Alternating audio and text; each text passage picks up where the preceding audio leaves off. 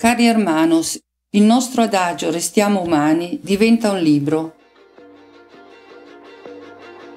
È all'interno del libro il racconto di 3 settimane di massacro, scritto al meglio delle mie possibilità, in situazioni di assoluta precarietà, spesso trascrivendo l'inferno circostante su un taccuino sgualcito, piegato sopra un'ambulanza in corsa a sirene spiegate, o battendo ebefreni coi tasti su di un computer di fortuna all'interno di palazzi scossi come pendoli impazziti da esplosioni tutt'attorno.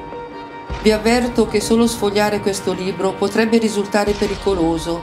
Sono infatti pagine nocive, imbrattate di sangue, impregnate di fosforo bianco, taglienti di schegge d'esplosivo. Se letto nella quiete delle vostre camere da letto, rimbomberanno i muri delle nostre urla di terrore e mi preoccupo per le pareti dei vostri cuori, che conosco come non ancora insonorizzate dal dolore. Mettete quel volume al sicuro, vicino alla portata dei bambini, di modo che possano sapere sin da subito di un mondo a loro poco distante, dove l'indifferenza e il razzismo fanno a pezzi i loro coetanei come fossero bambole di pezza, in modo tale che possano vaccinarsi già in età precoce contro questa epidemia di violenza verso il diverso e ignavia dinanzi all'ingiustizia, per un domani poter restare umani. Confido in voi che confidate in me, non per i morti, ma per i feriti a morte di questa orrenda strage. Un abbraccio grande come il Mediterraneo che separandoci ci unisce. Restiamo umani, vostro Maidomo Vic.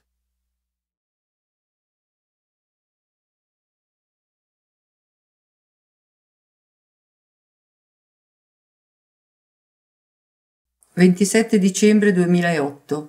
Guernica in Gaza. Il mio appartamento di Gaza dà sul mare. Ha una vista panoramica che mi ha sempre riconciliato il morale anche quando ero affranto per la miseria a cui è costretta una vita sotto assedio, prima di stamattina, quando dalla mia finestra si è affacciato l'inferno. Ci siamo svegliati sotto le bombe oggi a Gaza e molte sono cadute a poche centinaia di metri da casa mia e molti miei amici ci sono rimasti sotto. Siamo a 210 morti accertati finora, ma il bilancio è destinato a crescere, una strage senza precedenti. Hanno spianato il porto e raso al suolo le centrali di polizia. Mi riferiscono che i media occidentali hanno digerito e ripetono a memoria i comunicati diramati dai militari israeliani, secondo i quali gli attacchi avrebbero colpito chirurgicamente solo le basi terroristiche di Hamas. In realtà, visitando l'ospedale di Al-Shifa, il principale di Gaza City, abbiamo visto dei corpi distesi nel cortile, alcuni in attesa di cure, la maggior parte degni di sepoltura, decine di civili. Avete presente Gaza? Ogni casa è arroccata sull'altra, ciascun edificio è posato sull'altro. Gaza è il posto al mondo a più alta densità abitativa, per cui se bombardi a 10.000 metri di altezza, è inevitabile che tu faccia una strage di civili.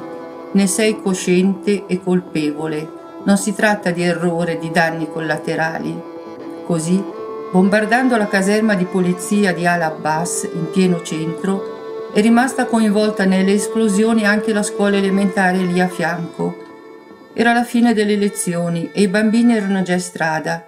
Decine di grembiulini azzurri svolazzanti si sono macchiati di sangue. Durante l'attacco alla scuola di polizia Deir al-Balah si sono registrati morti e feriti nel souk vicino, il mercato centrale di Gaza. Abbiamo visto corpi di animali e di uomini mescolare il loro sangue in rivoli che scorrevano lungo l'asfalto, una Guernica fuoriuscita dalla tela per trasfigurarsi nella realtà. Ho visto molti cadaveri in divisa nei vari ospedali che ho visitato. Molti di quei ragazzi li conoscevo, li salutavo tutti i giorni sulla strada per il porto o la sera, mentre camminavo verso i caffè del centro. Diversi li conoscevo per nome, una storia, una famiglia mutilata. La maggior parte erano giovani, sui 18-20 anni, per lo più non schierati né con Fatah né Hamas. Semplicemente si erano arruolati in polizia una volta finita l'università, alla ricerca di un posto di lavoro sicuro in una Gaza che sotto il criminale assedio israeliano vede più del 60% della popolazione disoccupata. Mi disinteresso della propaganda. Lascio parlare i miei occhi, le mie orecchie tese allo stridio delle sirene e ai boati del tritolo. Non ho visto terroristi fra le vittime, ma solo civili e poliziotti. Soltanto il giorno prima li prendevo in giro per come si erano imbacuccati per ripararsi dal freddo. Vorrei che almeno la verità rendesse giustizia a queste morti. Non hanno mai sparato un colpo verso Israele, né mai lo avrebbero fatto, perché non era quella la loro mansione. Si occupavano di dirigere il traffico e della sicurezza interna, tanto più che al porto siamo ben distanti dai confini israeliani. Ho una videocamera con me, ma ho scoperto oggi di essere un pessimo cameraman. Non riesco a riprendere i corpi maciullati e i volti in lacrime, non ce la faccio. Non riesco perché piango anche io. Sono andato a donare il sangue all'ospedale di Al-Shifa insieme agli altri dell'International Solidarity Movement e lì abbiamo ricevuto la telefonata. Sara, una nostra cara amica, è rimasta uccisa da un frammento di esplosivo vicino alla sua abitazione nel campo profughi di Jabalia. Una persona dolce, un'anima solare. Era uscita per comprare il pane per la sua famiglia. Lascia 13 figli. Poco fa mi ha chiamato da Cipro Tofik.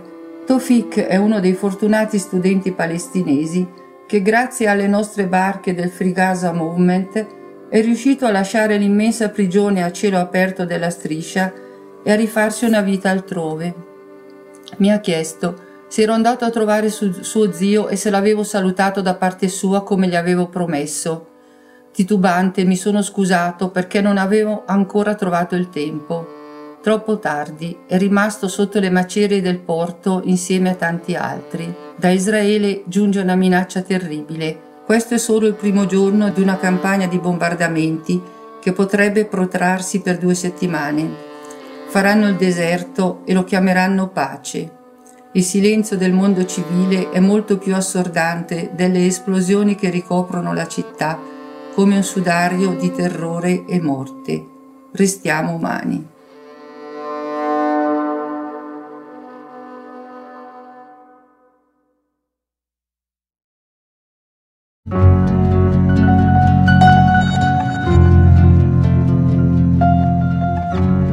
«29 dicembre 2008. Un lento morire in vano ascolto. Nell'aria acre odore di zolfo. Lampi spezzano il cielo inframmezzando fragorosi boati. Ormai le mie orecchie sono sorde dalle esplosioni e i miei occhi aridi di lacrime dinanzi ai cadaveri. Mi trovo davanti all'ospedale di Al-Shifa, il principale di Gaza, ed è appena giunta la terribile minaccia che Israele avrebbe deciso di bombardare la nuova ala in costruzione. Non sarebbe una novità. Ieri è stata bombardata la clinica Weham, insieme ad un deposito di medicinali a Rafah, l'università islamica distrutta e diverse moschee sparse per tutta la striscia, oltre a decine di infrastrutture civili. Pare che non trovando più obiettivi sensibili l'aviazione e la marina militare si dilettino nel bersagliare luoghi sacri, scuole, ospedali. È un 11 settembre ad ogni ora, ogni minuto da queste parti e il domani è sempre un nuovo oggi di lutto, di disperazione sempre uguale. Si avvertono gli elicotteri e gli aerei costantemente in volo quando vedi il lampo sei già spacciato, è troppo tardi per mettersi in salvo.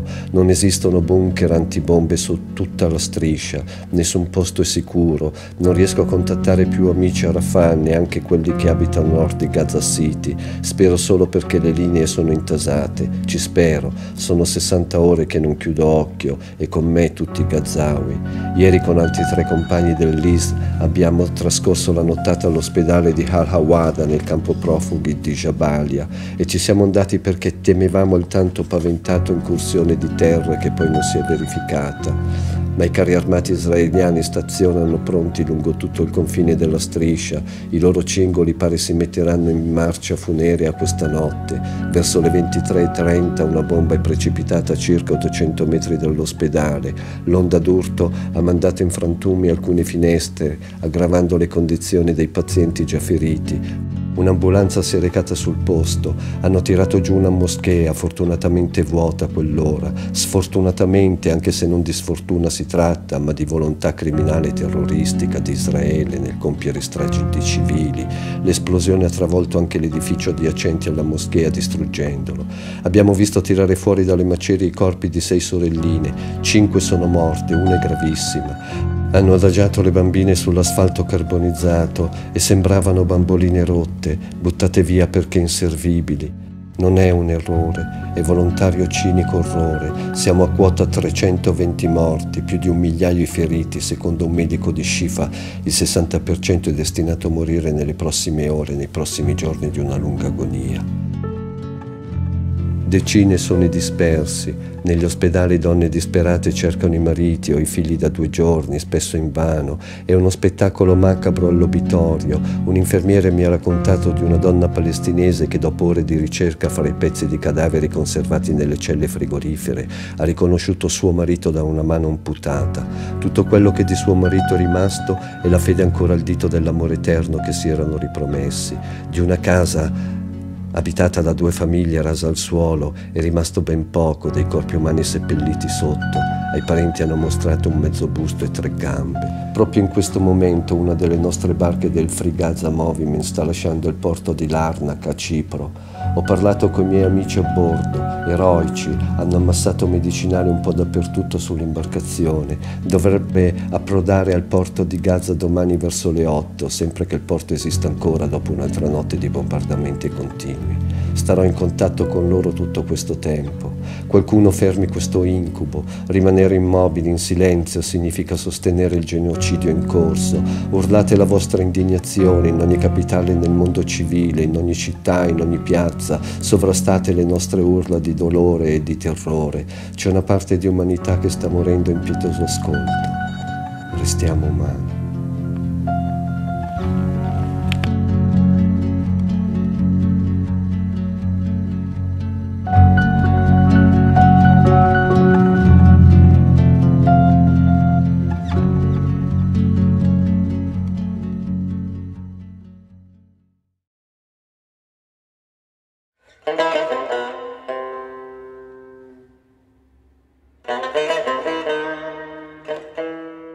عشرة كانون الأول سنة 2008 مصانع الملائكة. كانت جباليا وبيت حانون ورفح ومدينة غزة محطات رئيسية في خريطة الجحيم الخاصة بي.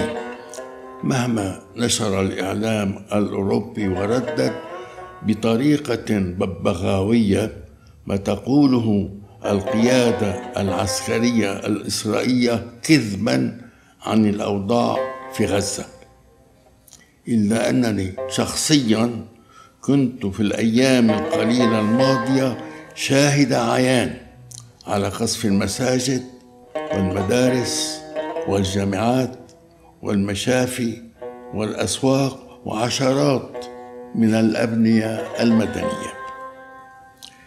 إن مدير مشفى الشفاء أكد لي أنه تلقى اتصالات من عناصر في الجيش الإسرائيلي تأمره بإخلاء المشفى فوراً، وإلا فإنه سيواجه عقوبات تمطره بالصواريخ. علي إذن أنا أن أنام في منطقة المرفأ. هذا المرفأ كان عرضة للقصف الليلي المتواصل. لم تعد تسمع فيه أصوات صفارات سيارات الإسعاف خلال جولاتها المحمومة، ولسبب بسيط، هو أنه لم تبقى أرواح حية في منطقة الميناء والضواحي المحيطة بها. الجميع أموات، ويبدو الأمر كأنك تدوس في مقبرة إثر وقوع زلزال. الوضع أشبه ما يكون بوقوع كارثة طبيعية. إنه حقد دفين جهنمي صب فوق رؤوس الناس في غزة مثل الرصاص المسبوب، ممزقا الأجساد البشرية إلى قطع. وعلى عكس كل التوقعات، هذا العدوان وحد الجسد الفلسطيني وجمع بين أبنائه، حتى الأشخاص الذين كانوا لا يلقون التحية على بعضهم البعض بسبب انتمائهم إلى فصائل متعارضة، وجدوا أنفسهم متحدين عبر معاناتهم الجماعية المشتركة. إذ إنه عندما يسقط وابل القنابل من السماء على ارتفاع 10,000 متر، عليك أن تكون على ثقة أنها لن تقوم بالتفريق بين رايات حماس أو فتح المدلات من الموافد، كما أنه ليس هناك ما يسمى بعمليات عسكرية أشبه بالجراحية بدقتها. فعندما تبدأ القوات الجوية والبحرية قصفها، فإن العمليات الدقيقة التي يمكن القيام بها هي العمليات الجراحية التي يقوم بها الأطباء بلا تردد لقطع أطراف الأجساد المسحوقة، حتى ولو كان بالإمكان إنقاذ تلك الأيدي أو الأرجل. فليس هناك وقت عليك بالركض، فالوقت الذي ستضيعه بشكل جدي بمعالجة الأطراف المصابة ربما يسبب وفاة للجريح التالي الذي ينتظر دوله لعملية نقل دم. في مستشفى الشفاء يوجد 600 مريض، حالتهم حرجة إلى حد كبير، مع عدد توفر سوى 29 جهاز تنفس اصطناعي. لديهم نقص في كل شيء، خاصة في الكوادر المؤهلة. لهذا السبب بعينه كنا منهمكين، ليس بسبب قلة النوم، وإنما بسبب لا مبالاة ورضوخ الحكومات الغربية شركاء إسرائيل في جرائمها. قررنا الليلة الماضية إرسال إحدى السفن التابعة لحركة غزة الحرة من ميناء لرنكا في قبرص، حاملة طاقما طبيا و3 أطنان من الأدوية. انتظرتهم من دون جدوى. كان من المفترض أن ترسو السفينة في الثامنة من هذا الصباح. لقد اعترضتهم 11 سفينة حربية إسرائيلية على بعد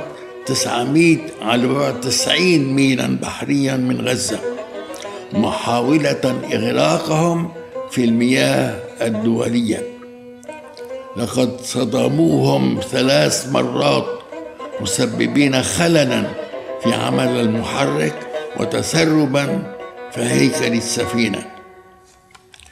بالصدفة المحضة بقي الطاقم والراكب على قيد الحياة، حيث قرروا إرساء المركب في ميناء سور في جنوب لبنان. ورغم ازدياد إحباط رفاقي بسبب صمت العالم المتحضر المصم للآذان، فإنهم سيقومون بمحاولة ثانية قريبا. لقد قاموا بتفريغ الأدوية من مركبنا المتضرر المسمى الكرامة وحملوها على مركب آخر جاهز للإبحار متوجها بشكل مباشر نحو غزة. كانت أسئلة بعض الصحفيين الذين أجروا معي لقاءات تتمحور حول الوضع الإنساني للفلسطينيين في غزة، وكأن المشكلة تنحصر فقط في الطعام والماء والكهرباء ونقص الوقود أكثر من تمحورها حول من هو السبب الفعلي لكل هذه المآسي عبر إغلاقه الحدود، قصفه مراكز الإمداد بالماء ومحطات توليد الكهرباء. رأيت في مشفى العودة جثثا لا تنزل من سيارات الإسعاف فقط، بل من العربات الخشبية التي تقتلها الحيوانات أيضا. تقوم الدبابات والطائرات المقاتلة والطائرات بدون طيار وطائرات الأباشي وأعنف جيش في العالم، جميعها تقوم بمهاجمة أناس يستخدمون الحمير كوسيلة نقل أساسية لهم، كما في زمن المسيح عليه السلام. لغاية هذه اللحظة تأثر 55 طفلا بسبب سقوط القنابل، بينما توفي 20 شخصا وأصيب 35 بجروح بليغة، وذلك تبعا لمركز لحقوق الإنسان. حولت إسرائيل المستشفيات الفلسطينية إلى مصانع للملائكة، غير مدركة حجم الكراهية التي جلبتها لنفسها في فلسطين وبقية العالم. مصانع الملائكة هذه تعمل بدورات عمل متواصلة. هذه الليلة أيضا أستطيع الحزم بقولي أني أسمع أصوات الانفجارات من بيتي، من هنا، من نافذتي. هذه الجثث المبتورة والمقطعة إلى قطع صغيرة التي تبددت قبل أن تسنح لها الفرصة بالتفتح ستبقى كابوسا يتكرر أمامي لبقية أيام حياتي.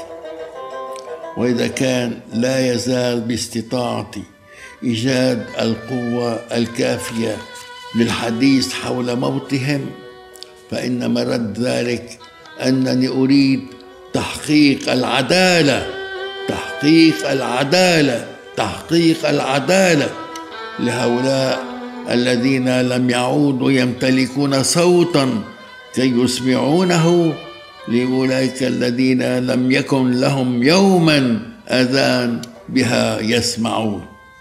حافظوا على إنسانيتكم، حافظوا على إنسانيتكم، حافظوا على إنسانيتكم.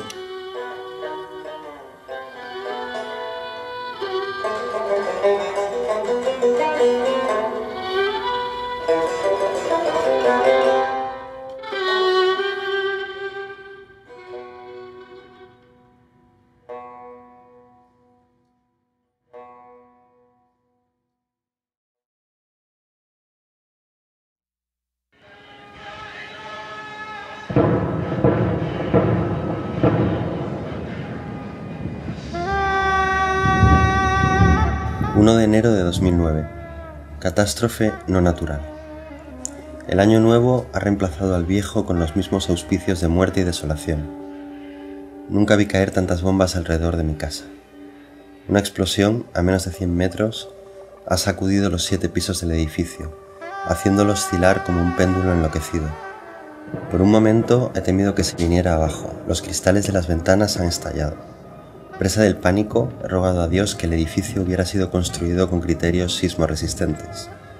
Bien consciente de la pasajera ilusión, ya que Gaza se apoya sobre una franja de tierra que no tiembla. El terremoto aquí se llama Israel. Sigo buscando desesperadamente a aquellos amigos que no me contestan al teléfono. A Ahmed lo he localizado en su casa, una de las pocas que todavía sigue en pie en el centro del barrio de Tel Al-Awa, en Ciudad de Gaza. Alrededor, un escenario apocalíptico que recuerda a la zona chiita del sur de Beirut después de la lluvia de bombas del 2006. Bombas de la misma fabricación y procedencia nos caen encima estos días. Ahmed está bien, también su familia, pero su madre tuvo una mala experiencia el sábado. Es una profesora de la escuela Balkis de las Naciones Unidas, y gracias a que aquel día se entretuvo en clase algo más de lo normal, ha podido salvarse. Esperando en la parada del autobús, muchos de sus estudiantes quedaron sepultados bajo los escombros producidos por las explosiones. Una bomba ha caído sobre el coche de Ahmed, un utilitario verde pistacho, el mismo con el que justo la noche anterior dábamos vueltas buscando pan en una ciudad donde la harina se vende a peso de oro. A Rafik, en cambio, lo he localizado por teléfono. Su voz cavernosa parecía llegar de un pozo sin fondo, una galería de tristeza y desesperación al acabar de enterarse de la noticia de la muerte de 3 de sus mejores amigos durante el ataque al puerto. En uno de los últimos cafés abiertos en Gaza, aún con conexión a internet gracias a un generador eléctrico, sonriendo amargamente a un par de amigos, les he enseñado desde la pantalla de mi portátil la noticia de un muerto y 382 heridos. No se trata del número de víctimas de los cohetes Qassam lanzados ayer sobre Israel, que afortunadamente no han provocado ninguna muerte, sino de la matanza ejecutada por nuestros cohetes de Nochevieja en Italia. Los de Hamas son unos principiantes, dije a mis amigos, si se creen capaces de enfrentarse a Israel con sus juguetes artesanales. Tendrían que ir a la escuela en Nápoles para confeccionar cohetes verdaderamente mortíferos. Como pacifista y no violento, aborrezco cualquier ataque de palestinos contra israelíes. Pero aquí estamos hartos de escuchar la cantinela según la cual esta matanza de civiles sería la respuesta de Israel al lanzamiento de los modestos cohetes palestinos. Como inciso, desde el 2002 hasta la fecha, los Qassam han provocado 18 muertes en Israel, mientras aquí el sábado, en unas pocas horas, hemos contado en los hospitales más de 250 civiles muertos. Pregunto a los clientes del café por la tregua propuesta por la Unión Europea y aceptada por Israel, que evidentemente tiene gran cantidad de material bélico por utilizar en sus almacenes militares. Todos sacuden la cabeza. ¿Ha habido realmente tregua alguna vez antes de empezar este ataque feroz contra una población inerme? Solo en el mes de noviembre, el ejército israelí mató a 17 palestinos, 43 en total desde el principio de la tregua. Y antes todavía, el asedio criminal impuesto a Gaza había producido más de 200 víctimas entre los enfermos palestinos. Enfermos con todos los papeles en orden para ser evacuados a hospitales del exterior, pero incapacitados para moverse por el cierre de las fronteras. El asedio criminal israelí había derrumbado la ya precaria economía, llevando al paro a más del 60%, obligando al 80% de las familias palestinas a vivir de la ayuda humanitaria, ayuda que a duras penas se filtraba más allá de la cortina de hierro tendida por Israel alrededor de la prisión a cielo abierto más grande del mundo, Gaza. Al final hemos tenido que salir corriendo de aquel café, al llegar la enésima llamada de amenaza. El lugar sería bombardeado en pocos minutos. Ayer, en el campo de refugiados de Jabalia, los cazas F-16 lanzaron misiles contra una ambulancia. Murieron un médico, Ihaf el-Madum, y su enfermero de confianza, Mohamed Abu Hasira. Por eso hoy nosotros, miembros de la ISEM de diversas nacionalidades, hemos convocado una rueda de prensa frente a las cámaras de una de las televisiones palestinas más populares, para informar a Israel de que desde esta noche viajaremos en las ambulancias para ayudar en las operaciones de auxilio, esperando que nuestra presencia sirva al menos como medio disuasorio de los crímenes contra la humanidad con los que se está ensuciando Israel. A veces, cuando nos quedamos solos, las conversaciones se tornan sombrías. Es probable que al final de esta terrorífica ofensiva, la cuenta de los muertos, de los desaparecidos, se vea aumentada con alguno de nosotros. No lo pensamos, seguimos adelante. Seguimos siendo humanos.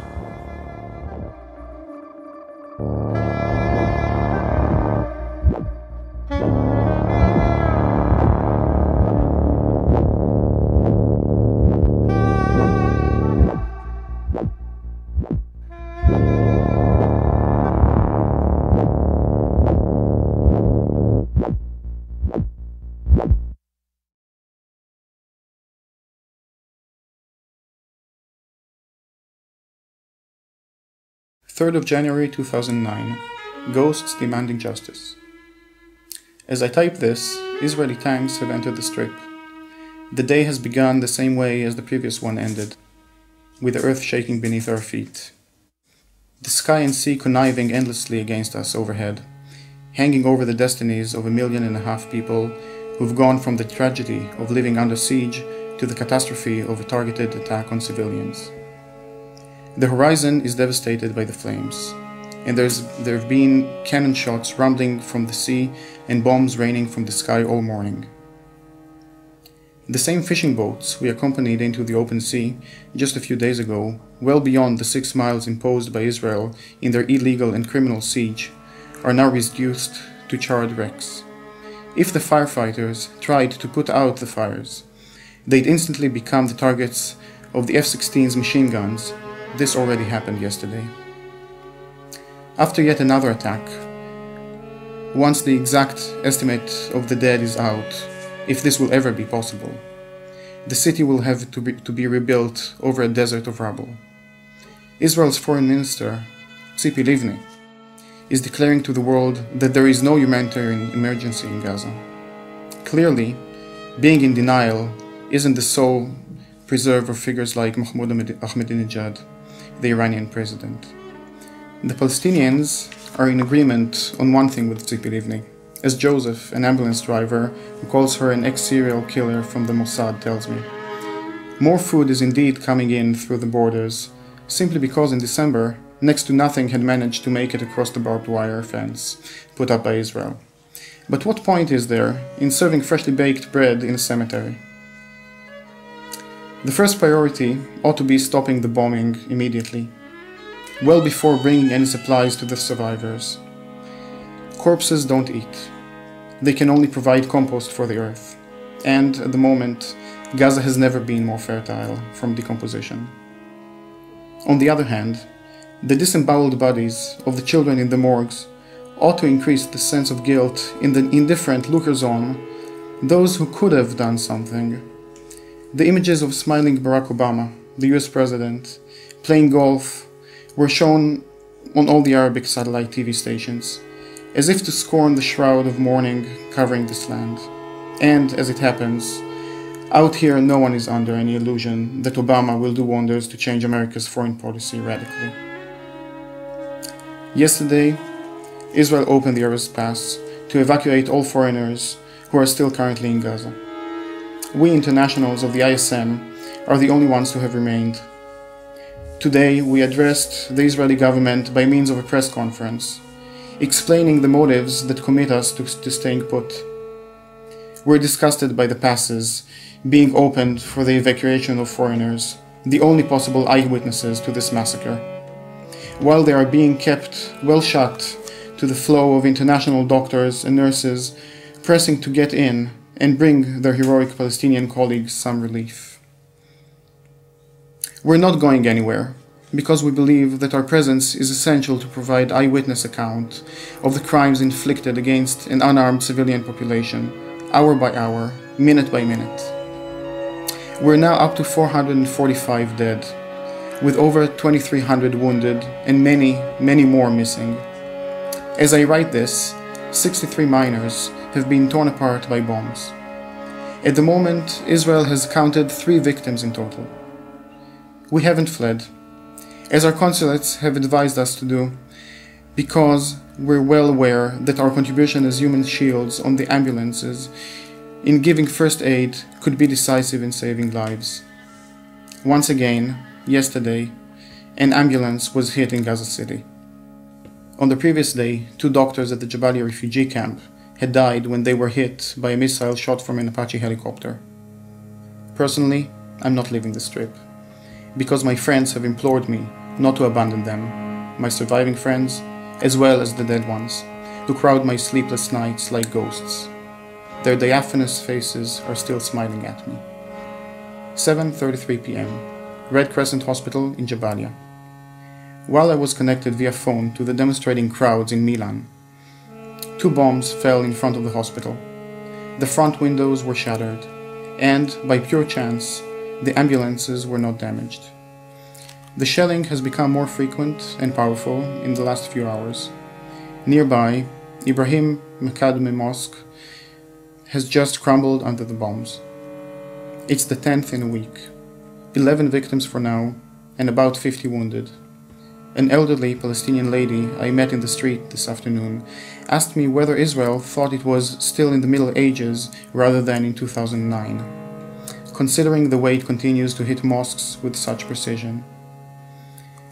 It's as if it is concentrating on a personal holy war against the Muslim places of worship in Gaza.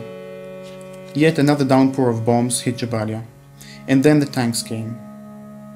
They, which had tormented the borders by day with their creaking, are now entering northwest Gaza and razing the houses, meter by meter. They're burying the past and the future. Whole families and an entire population illegitimately dismissed from its own land, a people who haven't found any form of shelter except for huts in refugee camps. We rushed out to Jabalia after another terrible menace showered down from the sky last Friday evening. Hundreds of leaflets were thrown out of the planes, ordering the general evacuation of the refugee camp. This threat has unfortunately materialized. The most fortunate have managed to escape instantly, taking a few possessions with them, a TV, a DVD player, and a few pieces of memorabilia from the life that once existed in Palestine, a land lost about 60 years ago. The vast majority haven't found anywhere to go. They will face those tanks hankering after their lives with the only weapon of the Palestinians have left, the dignity of dying with their heads held up high. My companions and I are aware of the enormous risk we're coming up against. Tonight, more than any other night. But we're more at ease in the midst of this Gazan hell than relaxing in a metropolitan heaven in Europe or America, where people celebrating the new year and aren't really aware of just how complicit they are with the butchering of all these innocent civilians. Stay human.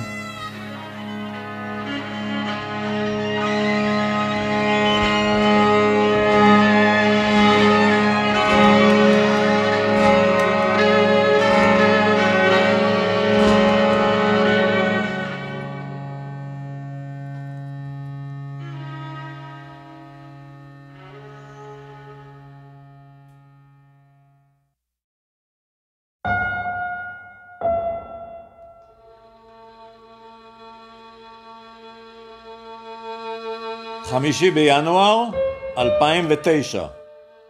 רופאים עם כנפיים. ערפה עבד אלדאים, זיכרונו לברכה. ציטוט: לאנשים החפים מפשע בעזה, מלחמתנו איננה נגדכם, אלא נגד חמאס. אם הם לא יפסיקו לירות טילים עלינו, אתם תהיו בסכנה. סוף הציטוט. זהו התרגום של הודעה ששומעים כשעונים לטלפון בעזה כרגע, בחמישי לינואר 2009.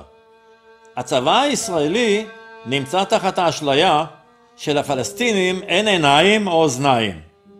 אין להם עיניים לראות שהפצצות פוגעות במטרות אזרחיות באופן כמעט בלעדי. למשל, מסגדים. 15 מסגדים. האחרון שבהם היה מסגד עומר בן עבד אל עזיז בבית חנון. בתי ספר, אוניברסיטאות, שווקים, בתי חולים. כאילו שלפלסטינאים אין אוזניים כדי לשמוע את זעקות הכאב והאימה של הילדים, קורבנות חפים מפשע, ובכל זאת המטרות הקבועות מראש של כל אחת מאותן פצצות. על פי רישום בבתי חולים, נכון לעכשיו, 120 קטינים נפגעו מפצצות. סך ההרוגים הוא 548 עד כה, בנוסף ל-2,700 פצועים ורבים נעדרים. לפני יומיים, הלילה לא ירד על בית החולים של הסהר האדום במחנה הפליטים ג'באליה. מסוקי אפאצ'י החגים מעל באופן תמידי, ממטירים עלינו חומרים מאירים עד שלא יכולנו יותר להבחין בין יום ולילה. ירי התותחים המתמיד מטנק הממוקם פחות מקילומטר מבית החולים ביקע את קירות בית החולים, אך הוא הצליח להחזיק מעמד פחות או יותר עד הבוקר. כ10 פצצות זרחן לבן הוטלו על השדה השכן, כאשר אש מכונת ירייה נורית לכל עבר. לרופאי בית החולים של הסהר האדום זו הייתה בבירור הודעה מטעם הצבא הישראלי המורה על פינוי מיידי או חורבן. הובלנו את הפצועים לבתי חולים אחרים, ובסיס האמבולנסים הוא כעת ברחוב אל-רדי.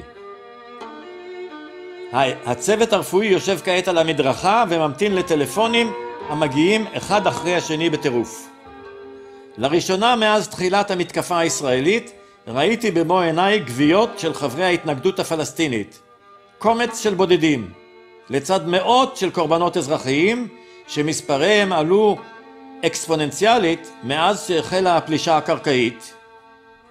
בעקבות הירי על מסגד ג'באליה שהותיר 11 מתים וכ50 פצועים, וכל זה כשהטנקים נכנסים למשך כל השבת שהיינו באמבולנס, הבנו עד כמה ירי ההוביצר מהטנקים הישראלים היה עוצמתי בצורה מפחידה, כאילו שהיה חסר כוח הרסני בימים האחרונים.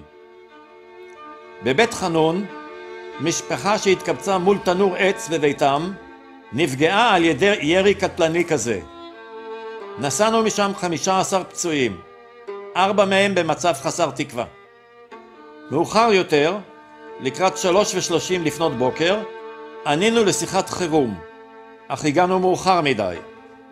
3 נשים בוכות עמדו מחוץ לגלת, הגישו לנו ילדה בת 4 עטופה בבד לבן, התכריך שלה. היא כבר הייתה קרה כאבן. משפחה נוספת נפגעה כולה, הפעם על ידי חיל האוויר בג'באליה, עם 2 מבוגרים שנפגעו מרסיסים. 2 ילדים נפגעו רק קלות, אך מזעקותיהם היה ברור שהם סובלים מטראומה נפשית, משהו שיסבך אותם לשארית חייהם. פגיעה שהיא עמוקה בהרבה מחתך על הלחי, למרות שאף אחד לא זוכר לציין אותם. ישנם אלפי ילדים הסובלים בפגיעות נפשיות קשות שנגרמו כתוצאה מהטרור של הפגזות ללא הרף, או חמור יותר, כתוצאה מהמראה של הוריהם או אחיהם הנקראים לגזרים על ידי הפצצה. הפשעים המגואלים בדם את ידיה של ישראל בשעות אלה חוצים מעבר למה שניתן לדמיין. החיילים מונעים מאיתנו לרוץ לעזרת הניצולים באסון היום הזה, כשהפצועים נמצאים בקרבת כלי הרכב המשוריינים שזה עתה התקפו אותם. אנו, הרופאים באמבולנסי הסהר האדום שלנו, לא מורשים להגיע לשום מקום בקרבת הפצועים, בעוד שהחיילים יורים באופן אקראי לעברנו. לפני שניתן לנו לצפות ולהגיע על מנת לעזור לחיי אדם, אנחנו צריכים לקבל ליווי של לפחות אמבולנס אחד של הצלב האדום. הודות לסיכום של הצלב האדום עם הפיקוד הבכיר של הצבא הישראלי. נסו לדמיין כמה זמן לוקח תהליך כזה. זה גזר דין מוות עבור כל אלה שמחכים לעירוי דם או לטיפול מיידי. הדבר נכון עוד יותר בהתחשב בכך שלצלב האדום יש גם את הפצועים שלו לטפל בהם, מה שמותיר אותם חסרי סיכוי במענה אחר כל קריאה שלנו. אנחנו צריכים לחנות באזור מוגן, מונח מכובס בעזה. ולחכות שאנשים יביאו אלינו את קרוביהם החלושים, אשר במקרים רבים סוחבים אותם ברגל. זה מה שקרה הבוקר בשעה 5:30. עצרנו את האמבולנס כשהמנוע דולק באמצע צומת. מודיעים על מיקומנו דרך הטלפון לקרובים של כמה מטופלים בדרך. לאחר 10 דקות מורטות עצבים, כשהחלטנו לפנות את המקום בעקבות קריאה נוספת, הבחנו בהם בעת שחלפו מעבר לפינה, מתקדמים לעברנו באיטיות. כרכרה רתומה לחמור נושאת כמה אנשים. הסתבר שהיו אלה זוג ושני ילדים. התיאור האפשרי הטוב ביותר של האי מלחמה הזאת, אין זו מלחמה. אין כאן שני צבאות נלחמים זה בזה. אלא עם הסובל ממצור של חיל אוויר, של חיל ים, ושל כל מה שכיום הוא מחילות הרגילים החזקים בעולם. ללא ספק הכי מתקדמים מבחינה טכנולוגית בכל הנוגע לציוד צבאי. הנה הם תוקפים רצועת אדמה מסכנה, 360 קילומטרים מרובעים בסך הכל, אזור שתושביו עדיין משתמשים בחמורים על מנת לנוע ממקום למקום, עם איזה בליל של התנגדות שחוזקה האמיתי היחיד הוא נכונותם למות מות קדושים. כאשר כרכרה זו הנמשכת על ידי חמור הגיעה קרוב, התקרבנו אליה והיבטנו במטען המקברי שלה. ילד שכב שם עם גולגלת מנופצת, גלגלי העיניים תלויים מחוריהם, מטלטלים על פניו כמו אצל סרטן. כשהרמנו אותו הוא עדיין נשם. לאחיו הקטן היה חזה שתוכנו יצא ממנו, ויכולת לספור בדיוק את מספר הצלעות הלבנות דרך הקרעים של בשרו. אמם לחצה בידיה על החזה הפעור הזה, כאילו מנסה לאחות מה שפרי אהבתה הצליח ליצור, אשר השנאה האנונימית של חייל המציית לפקודות הרסה עתה לנצח. זהו פשע נוסף שאני רוצה לדווח עליו, ועל הבלנו העצום. הצבא הישראלי ממשיך לטווח באמבולנסים. לאחר הטבח ברופא ובאחות בג'באליה לפני 4 ימים. הקורבן החדש של היום היה חבר שלנו, ערפאת עבד אל דיים בן 35, אב ל4.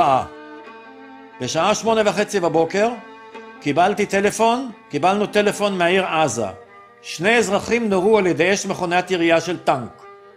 אחד האמבולנסים של הסהר האדום שברשותנו מיהר לעזרתם. ערפה ואחד האחים העמיסו את 2 הפצועים על האמבולנס. בעוד שהם סוגרים את דלתות האמבולנס, הם נורו על ידי התותח של הטנק. הירי ערף את ראשו של אחד הפצועים וגם הרג את חברנו. נאדר, האח שסייע להם, הצליח להינצל. אם כי עתה הוא מאושפז באותו בית חולים שבו הוא עובד. ערפה, מורה בבית ספר יסודי, הוא פרמדיק מתנדב במקרי חירום. המטירו עלינו פצצות, ולמרות זאת לא היה לנו את הלב להזעיק את ערפה במצב כה מסוכן. הוא הופיע ביוזמתו בידיעה מלאה של הסיכונים הקיימים. משוכנע כפי שהיה שמעבר למשפחתו יש בני אדם נוספים שזקוקים להגנה ולעזרה. אנחנו מתגעגעים לבדיחות שלו, לחוש ההומור, הממגנט והמדבק שלו, ומזור לנפשנו ברגעים קשים ביותר. מישהו חייב לעצור את הטבח הזה. בימים האחרונים ראיתי דברים, שמעתי צווחות והערכתי צחנות מסוכנות לבריאות, שלעולם לא יהיה לי האומץ לדבר עליהם. אם אי פעם יהיו לי ילדים משלי, האם יש שם מישהו? הייאוש של תחושת הבדידות והנטישה משול למראה של שכונה בעזה לאחר מתקפה אווירית כבדה. בערב שבת הייתי מחובר טלפונית אל ההמונים שהפגינו במילאנו, והעברתי את הטלפון אל הרופאים והאחיות האמיצים שאני עובד איתם בימים אלה. הם נראו מלאי תקווה למשך מספר רגעים. הפגנות מסביב לכל העולם הן סימן שאתה יכול להאמין במישהו, אך הפגנות אלה עדיין אינן גדולות מספיק על מנת להפעיל את הלחץ הדרוש על ממשלות המערב, אשר נדרשות ללחוץ את ישראל לפינה ולאלץ אותה לקחת אחריות על פשעי המלחמה שלה ועל פשעיה נגד האנושיות. הרבה נשים מבועתות בהיריון, יולדות בימים אלה תינוקות טרם הזמן. נוכחתי באופן אישי עם 3 מהן כשהובהלו בדחיפות אל חדר הלידה. אחת מהן, סמירה, בחודש השביעי, ילדה תינוק יפהפה וקטנטן ושמו אחמד. מיהרנו אל בית החולים אל-עודה על גבי האמבולנס, והשאירנו את מחזות ההרס והמוות על המראה האחורית. המקומות שבהן ממש רגע לפני הרמנו גופות. חשבתי לרגע שחיים חדשים אלה ברגע פריחתם יוכלו להוות מקור לתקוות חדשות ולשלום. אך האשליה נמוגה כלא הייתה עם הטיל הראשון ממרכז ג'באליה שנחת ליד האמבולנס שלנו. אמהות אמיצות אלה הולידו, למרבה הצער, יצורים אשר יונקים רק את הירוק של טנקים צבאיים וג'יפים, או את ההבזק המהבהב שמקדים פיצוץ. איזה סוג של מבוגרים אלה יגדלו להיות? יישארו אנושיים.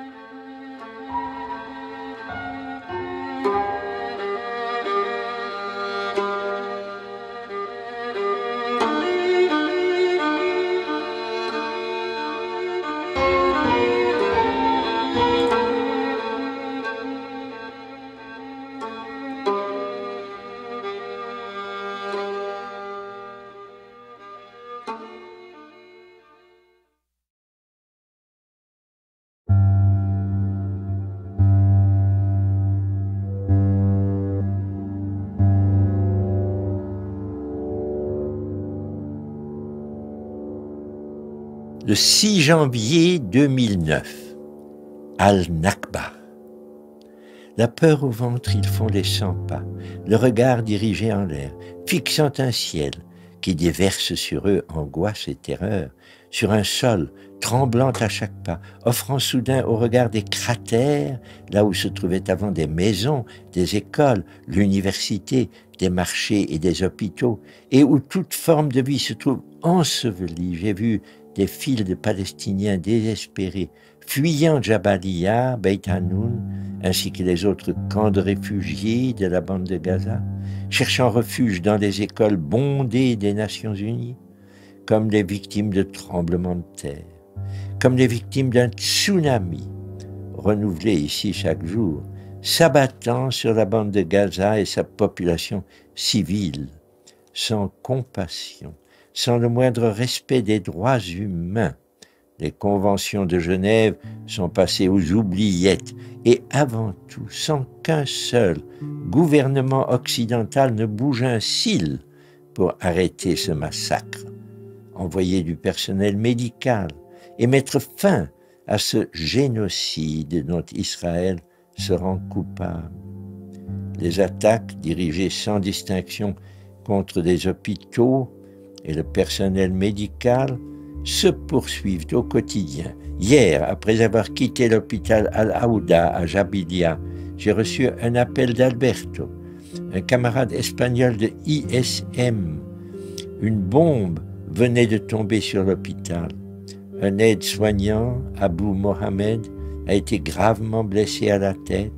Justement lui, qui est communiste et qui avait raconté peu avant le bombardement au cours d'une pause café, les actions héroïques des leaders du Front populaire, ses idoles, Georges Habash, Abou Ali Mustafa, Ahmad al-Sadat.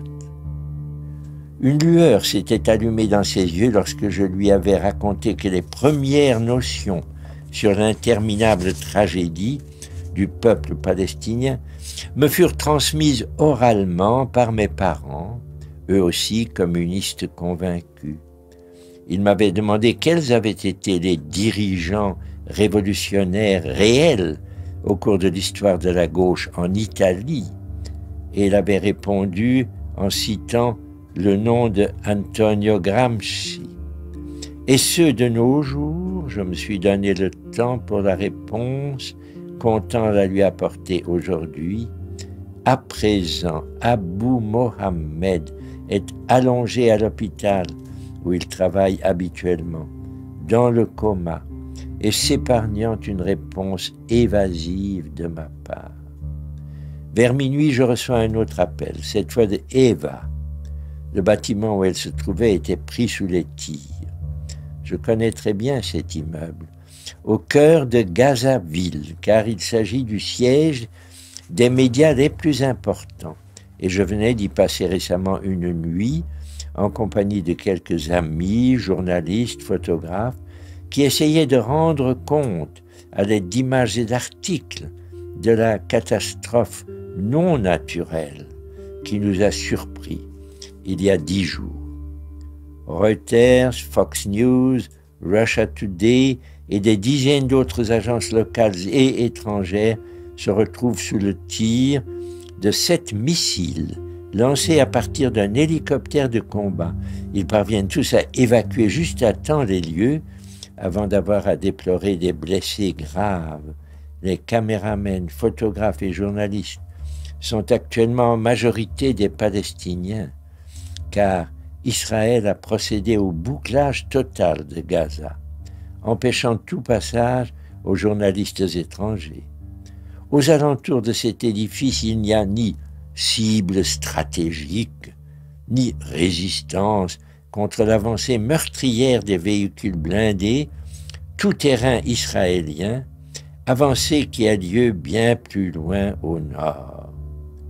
Visiblement, il se trouve quelqu'un à Tel Aviv qui ne supporte pas du tout que les images de massacres de civils viennent se superposer aux briefings régulièrement renouvelés à destination des journalistes aux ordres. À l'aide de ces conférences de presse, ils essayent de convaincre le monde que la cible de leurs bombes se trouve être exclusivement les terroristes du Hamas, et non pas les cadavres d'enfants affreusement estropiés que nous retirons tous les jours des ruines des maisons. À Zaïtoun, à environ 10 km de Jabalia, un immeuble bombardé s'est affaissé sur une famille, faisant une vingtaine de morts. Les secouristes durent attendre plusieurs heures avant de pouvoir s'approcher du bâtiment, car les militaires continuaient à tirer sans arrêt. Ils tirent sur les ambulances, bombardent les hôpitaux. Il y a quelques jours, sur les ondes d'une station radio milanaise réputée, une pacifiste israélienne m'a asséné que dans cette guerre, 2 adversaires se font face, chacun mettant en œuvre la totalité de ses armes. Par la présente, j'invite cordialement Israël de nous balancer sur la tête une de ces très nombreuses bombes atomiques secrètes qu'il a accumulées en dépit de tous les traités de non-prolifération nucléaire. Il devrait nous envoyer cette bombe de la solution finale, de sorte que l'agonie inhumaine des milliers de corps déchirés, amassés dans les couloirs bondés des hôpitaux, trouve enfin son épilogue. Hier, j'ai pris quelques photos en noir et blanc de la carriole tirée par un mulet, remplie d'enfants qui agitaient les bras, maintenant un chiffon blanc vers le ciel, montant en même temps des visages blêmes et déformés par la peur. Lorsque j'ai regardé aujourd'hui une fois encore les images de ces personnes, obligées de fuir leur maison, j'en avais la chair de poule. En superposant les photos prises hier à celles de 1948, qui, elles, témoignent de la Nakba, on obtiendrait un assemblage parfait, sous le silence lâche des États et gouvernements qui se désignent comme démocratiques. Une nouvelle catastrophe est en train de se dérouler, un nouveau nettoyage ethnique frappe le peuple palestinien.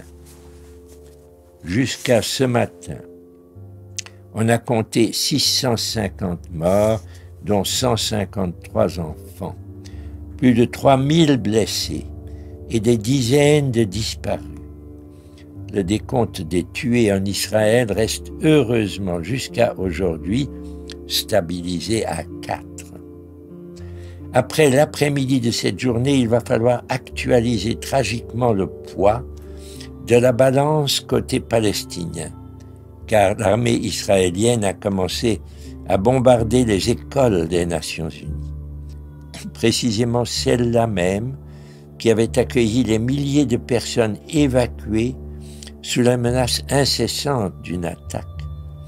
Elles furent chassées des camps de réfugiés et des villages, uniquement dans le but de les rassembler en un endroit où elles formeraient une cible facile.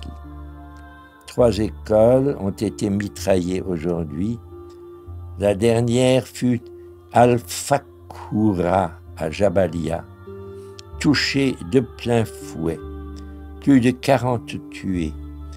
En peu de temps, hommes, vieillards, femmes et enfants qui s'imaginaient se trouver en sécurité derrière les murs peints en bleu aux couleurs onusiennes, furent fauchés. Maintenant, les 20 autres écoles des Nations Unies vivent dans la peur. Il n'y a aucune possibilité de fuite à Gaza. Nous ne sommes pas au Liban où la population vivant dans le sud a pu éviter les bombes israéliennes en fuyant vers le nord ou vers la Syrie ou encore la Jordanie. Cette immense prison à ciel ouvert qui s'appelle Gaza s'est transformée en piège cette fois-ci, en piège mortel. On se regarde d'un air perturbé, en se demandant si le Conseil de sécurité de l'ONU va enfin se résoudre à prononcer une condamnation unanime à la suite des mitraillages en règle de ses propres écoles. Là dehors, il doit se trouver quelqu'un qui a décidé de laisser derrière lui un cimetière afin de pouvoir ainsi enfin parler de paix.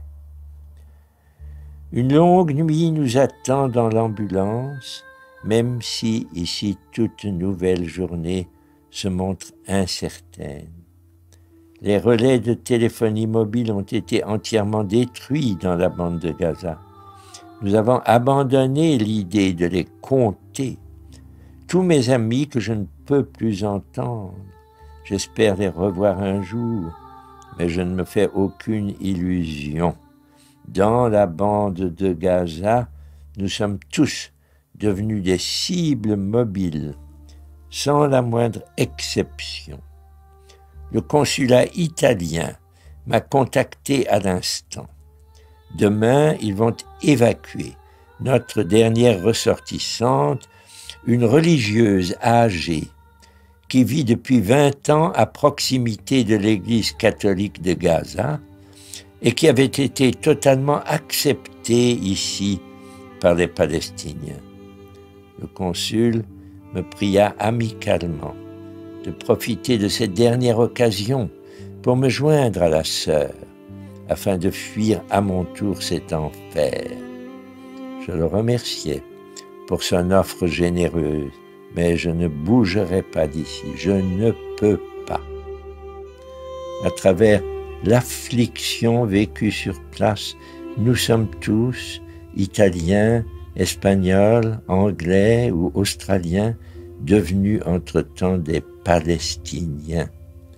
Aujourd'hui, si tous ensemble nous décidions pendant une seule minute d'avoir la même attitude, la même empathie que la grande majorité d'entre nous éprouve envers les Juifs au moment de la Shoah, alors je suis sûr que ce massacre aurait pu nous être épargné ici. Restons humains.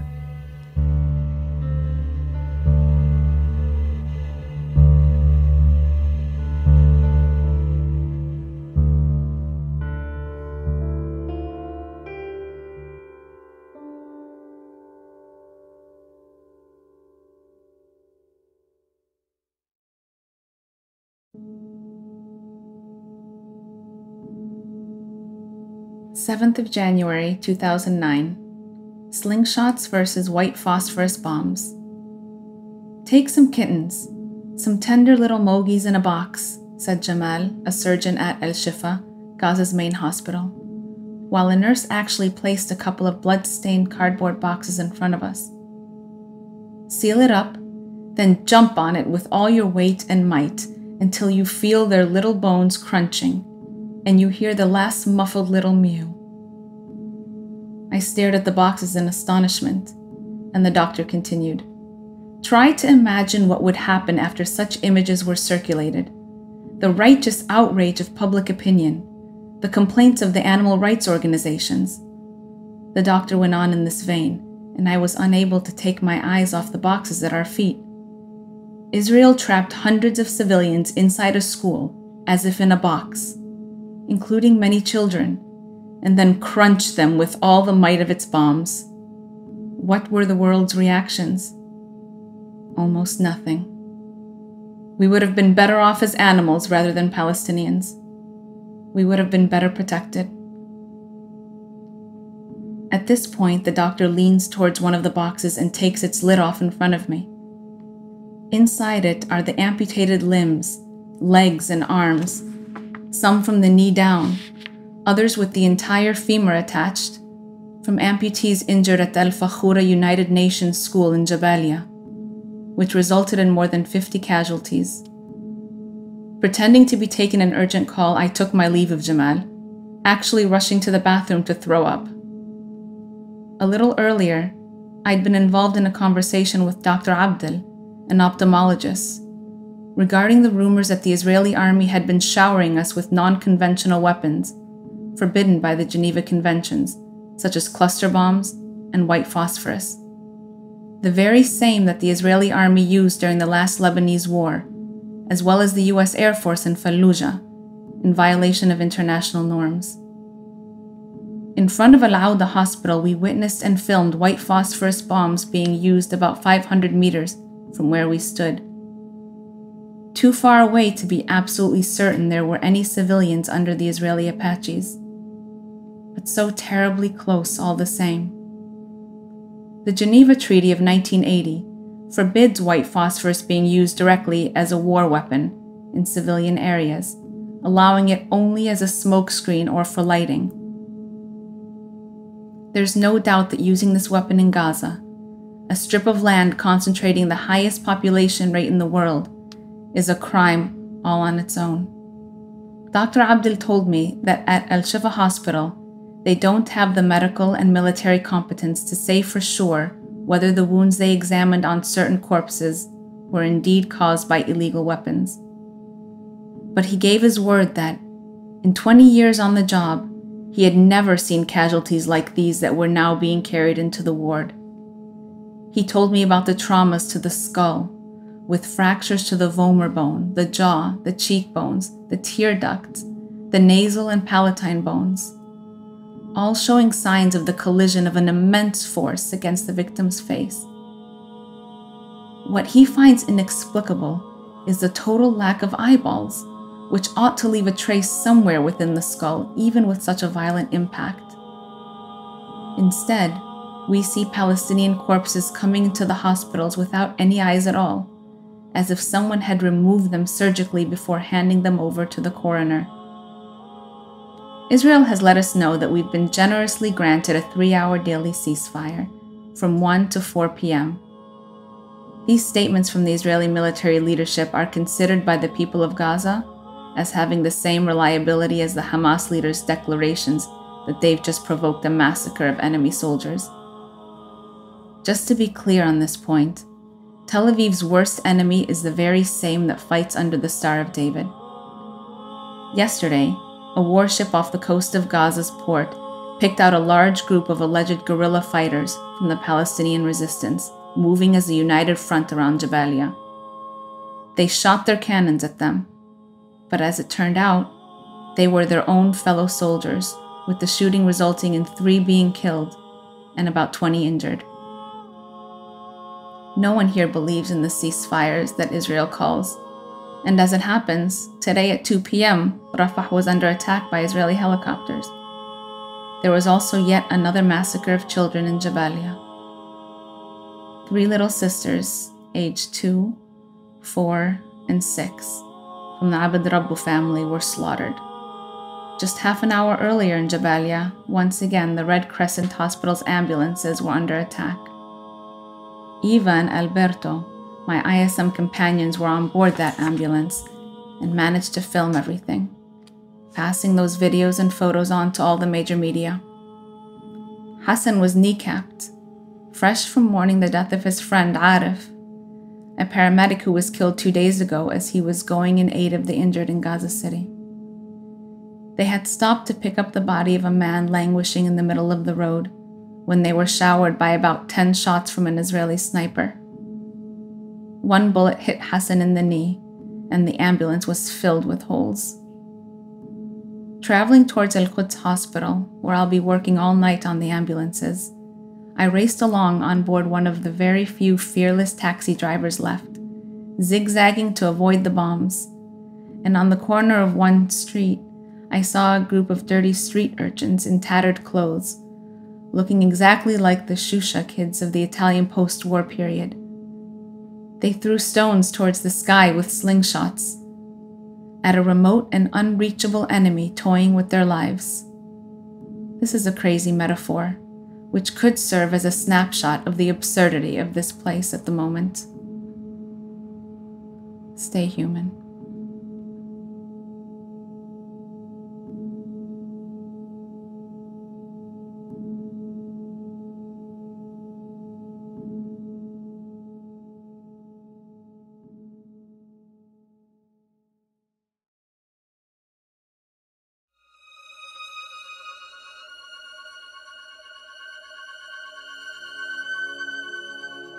«8 gennaio.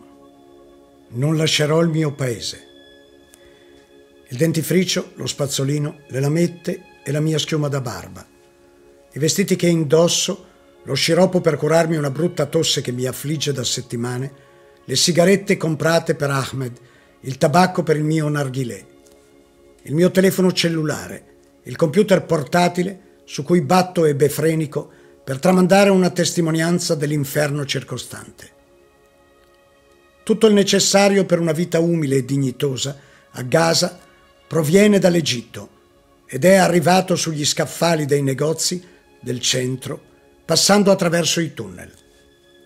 Gli stessi tunnel che caccia F-16 israeliani hanno continuato a bombardare massicciamente nelle ultime 12 ore, coinvolgendo nelle distruzioni le migliaia di case di Rafah, vicino al confine.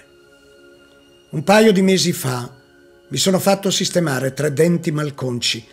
Alla fine dell'intervento ricordo che ho chiesto al mio dentista palestinese dove si procurava tutto il materiale odontotecnico, anestetico, siringhe, corone in ceramica e ferri del mestiere. Sornione, il dentista, mi aveva fatto un cenno con le mani, da sottoterra. Non vi è alcun dubbio che attraverso i cunicoli sotto Rafah passavano anche esplosivo e armi, le stesse che la Resistenza sta impiegando oggi per cercare di arginare la temibile avanzata dei mortiferi blindati israeliani. Ma è poca cosa rispetto alle tonnellate di beni alimentari e di consumo che confluivano in una Gaza ridotta alla fame da un criminale assedio. Su internet è facile reperire foto che documentano come anche il bestiame passava il confine con l'Egitto attraverso il tunnel.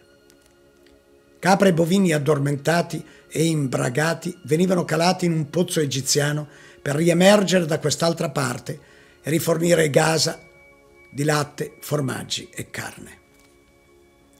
Anche i principali ospedali della striscia si approvvigionavano clandestinamente. I tunnel erano l'unica risorsa che ha consentito alla popolazione palestinese di sopravvivere all'assedio. Un assedio che qui, ben prima dei bombardamenti, causa un tasso di disoccupazione del 60% e costringeva l'80% delle famiglie a vivere di aiuti umanitari.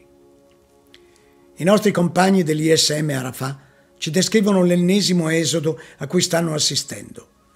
Carovane di disperati che su carretti trainati da muli o sopra mezzi di fortuna stanno lasciando le loro case dinanzi all'Egitto. Copione già visto. I giorni precedenti erano piovuti dal cielo volantini che intimavano l'evacuazione. Israele mantiene sempre le sue minacce. Ora stanno piovendo bombe. Gli sfollati di oggi passeranno la notte da parenti, amici e conoscenti a Gaza. Nessuno si fida più ad andare ad affollare le scuole delle Nazioni Unite dopo il massacro di Jabalia. Moltissimi però non si sono mossi perché non hanno alcun posto dove riparare. Passeranno la notte pregando un Dio che li scampi alla morte, dato che nessun uomo pare interessarsi alle loro esistenze. Finora sono 768 i morti palestinesi, 3.129 i feriti, 219 i bambini uccisi. Il computo delle vittime civili israeliane, fortunatamente, è ancora fermo a quota 4. A Zaytun, quartiere a est di Gaza City, le ambulanze della Croce Rossa hanno potuto accorrere sul luogo di una strage solo dopo diverse ore, coordinandosi con i vertici militari israeliani. Quando sono arrivati, hanno raccolto 17 cadaveri e 10 feriti, tutti della stessa famiglia Al-Samuni. Una esecuzione perfetta. Sui corpicini dei bambini morti è possibile notare non schegge di esplosivo, ma fori di proiettile. Le ultime 2 notti negli ospedali di Gaza City sono state più tranquille del solito. Abbiamo soccorso decine di feriti e non centinaia. Evidentemente dopo la strage della scuola di El-Fahura, l'esercito israeliano ha sfondato il budget settimanale di morti civili da offrire in pasto al governo in vista delle imminenti elezioni. Abbiamo sentore che già da stanotte torneranno a riempire gli obitori fino a scoppiare. A sirene spiegate continuiamo a scortare negli ospedali donne gravide che partoriscono prematuramente, come se la natura, la conservazione della specie, inducesse queste madri coraggio ad anticipare la messa al mondo di nuove vite per sopperire al crescente numero di morti. Il primo vagito di questi neonati, quando sopravvivono, sovrasta per un attimo il boato delle bombe. Leila, compagna dell'ISM, ha chiesto ai figli dei nostri vicini di casa di scrivere dei pensieri sull'immane tragedia che stiamo vivendo. Ecco alcuni stralci dei loro temi, gli orrori della guerra osservati da uno sguardo puro e innocente, quello dei bambini di Gaza. Suzanne, 15 anni. La vita a Gaza è molto difficile. In realtà non si può descrivere tutto. Non possiamo dormire, non possiamo andare a scuola o studiare. Proviamo molte emozioni. A volte abbiamo paura e ci preoccupiamo perché gli aerei e le navi colpiscono 24 ore su 24. A volte ci annoiamo perché durante il giorno non c'è elettricità e la notte ce l'abbiamo solo per circa 4 ore. E quando c'è, guardiamo il notiziario in TV. E vediamo bambini e donne feriti o morti. Così viviamo l'assedio e la guerra. Fatma, 13 anni. È stata la settimana più difficile della mia vita. Il primo giorno eravamo a scuola a dare l'esame del primo trimestre. Poi sono iniziate le esplosioni e molti studenti sono stati uccisi o feriti. E gli altri sicuramente hanno perso un parente o un vicino. Non c'è elettricità, cibo o pane. Che possiamo fare? Sono gli israeliani. Tutti nel mondo festeggiano il nuovo anno. Anche noi lo festeggiamo, ma in modo diverso. Sara, 11 anni. Gaza vive in un assedio, come in una grande prigione. Niente acqua, niente elettricità. La gente ha paura e non dorme la notte e ogni giorno nuove persone vengono uccise. Fino ad ora più di 700 sono state uccise e più di 3.000 ferite. E gli studenti davano gli esami del primo trimestre. Così Israele ha colpito le scuole, il Ministero dell'Educazione e molti ministeri. Ogni giorno la gente chiede quando finirà e aspettano altre navi di attivisti come Vittorio e Leila. Darwin, 8 anni. Sono una bambina palestinese e non lascerò il mio paese. Così avrò molti vantaggi, perché non lascerò il mio paese. E sento il rumore di razzi, così non lascerò il mio paese. Meriam ha 4 anni. I suoi fratellini le hanno chiesto: cosa provi quando senti i razzi? E lei ha detto: ho paura. E subito è corsa a nascondersi dietro le gambe del papà. Gaza è mestamente avvolta nell'oscurità da 10 giorni. Solo negli ospedali ci è concesso ricaricare computer e cellulari e guardare la televisione con i medici e i paramedici in attesa di una chiamata di soccorso. Ascoltiamo i boati in lontananza. Dopo qualche minuto le reti satellitari arabe riferiscono esattamente dove è avvenuta l'esplosione. Spesso ci riguardiamo sullo schermo trarre fuori dalle macerie i corpi, come se non bastasse averli visti in diretta. Ieri sera col telecomando sono capitato su una televisione israeliana. Davano un festival di musica tradizionale con tanto di subretti in vestitini succinti e fuochi artificiali finali. Siamo tornati al nostro orrore, non sullo schermo, ma sulle ambulanze. Israele ha tutti i diritti di ridere e cantare anche mentre massacra il suo vicino di casa. I palestinesi chiedono solo di morire di una morte diversa. Che so, di vecchiaia. Restiamo umani.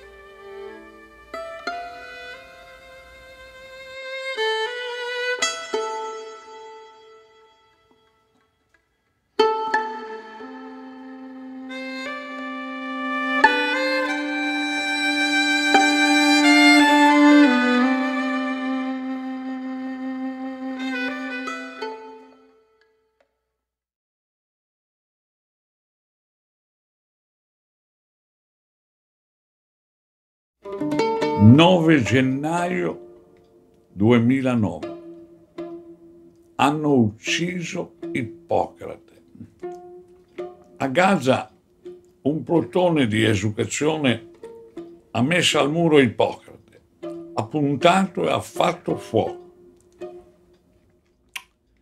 Le allucinanti dichiarazioni di un portavoce dei servizi segreti israeliani, secondo cui l'esercito ha ottenuto via libera a sparare sulle ambulanze perché si presume che a bordo ci siano membri della resistenza palestinese, rendono il senso del valore dato da Israele alla vita in questi giorni, la vita dei nemici si intende.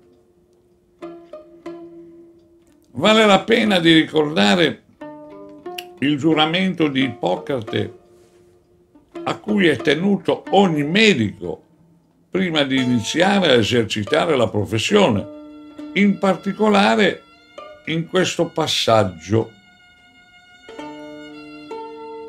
consapevole dell'importanza della solennità dell'atto che compio e dell'impegno che assumo, giuro di esercitare la medicina in libertà e indipendenza di giudizio e di comportamento, di curare tutti i miei pazienti con uguale scrupolo e impegno, indipendentemente dai sentimenti che essi mi ispirano e prescindendo da ogni differenza di razza, religione, nazionalità, condizione sociale e ideologia politica. Sono 9 i camici bianchi uccisi dall'inizio dei bombardamenti, una decina le ambulanze colpite dall'artiglieria israeliana. I sopravvissuti tremano di paura, ma non si tirano indietro. I lampeggianti cremisi delle ambulanze sono gli unici squarci di luce lungo le strade delle notti oscure di Gaza, esclusi i lampi che precedono le esplosioni. Pierre Wetta, capo della Croce Rossa a Gaza, denuncia: le sue ambulanze sono potute accorrere sul luogo di un massacro a Zaytun, est di Gaza City, solo 24 ore dopo l'attacco israeliano. I soccorritori dichiarano di essersi trovati dinanzi a uno scenario raccapricciante, 4 bambini piccoli vicino ai corpi senza vita delle loro madri in una delle case. Erano troppo deboli per reggersi in piedi. È stato trovato vivo anche un uomo, anche lui troppo debole per reggersi in piedi.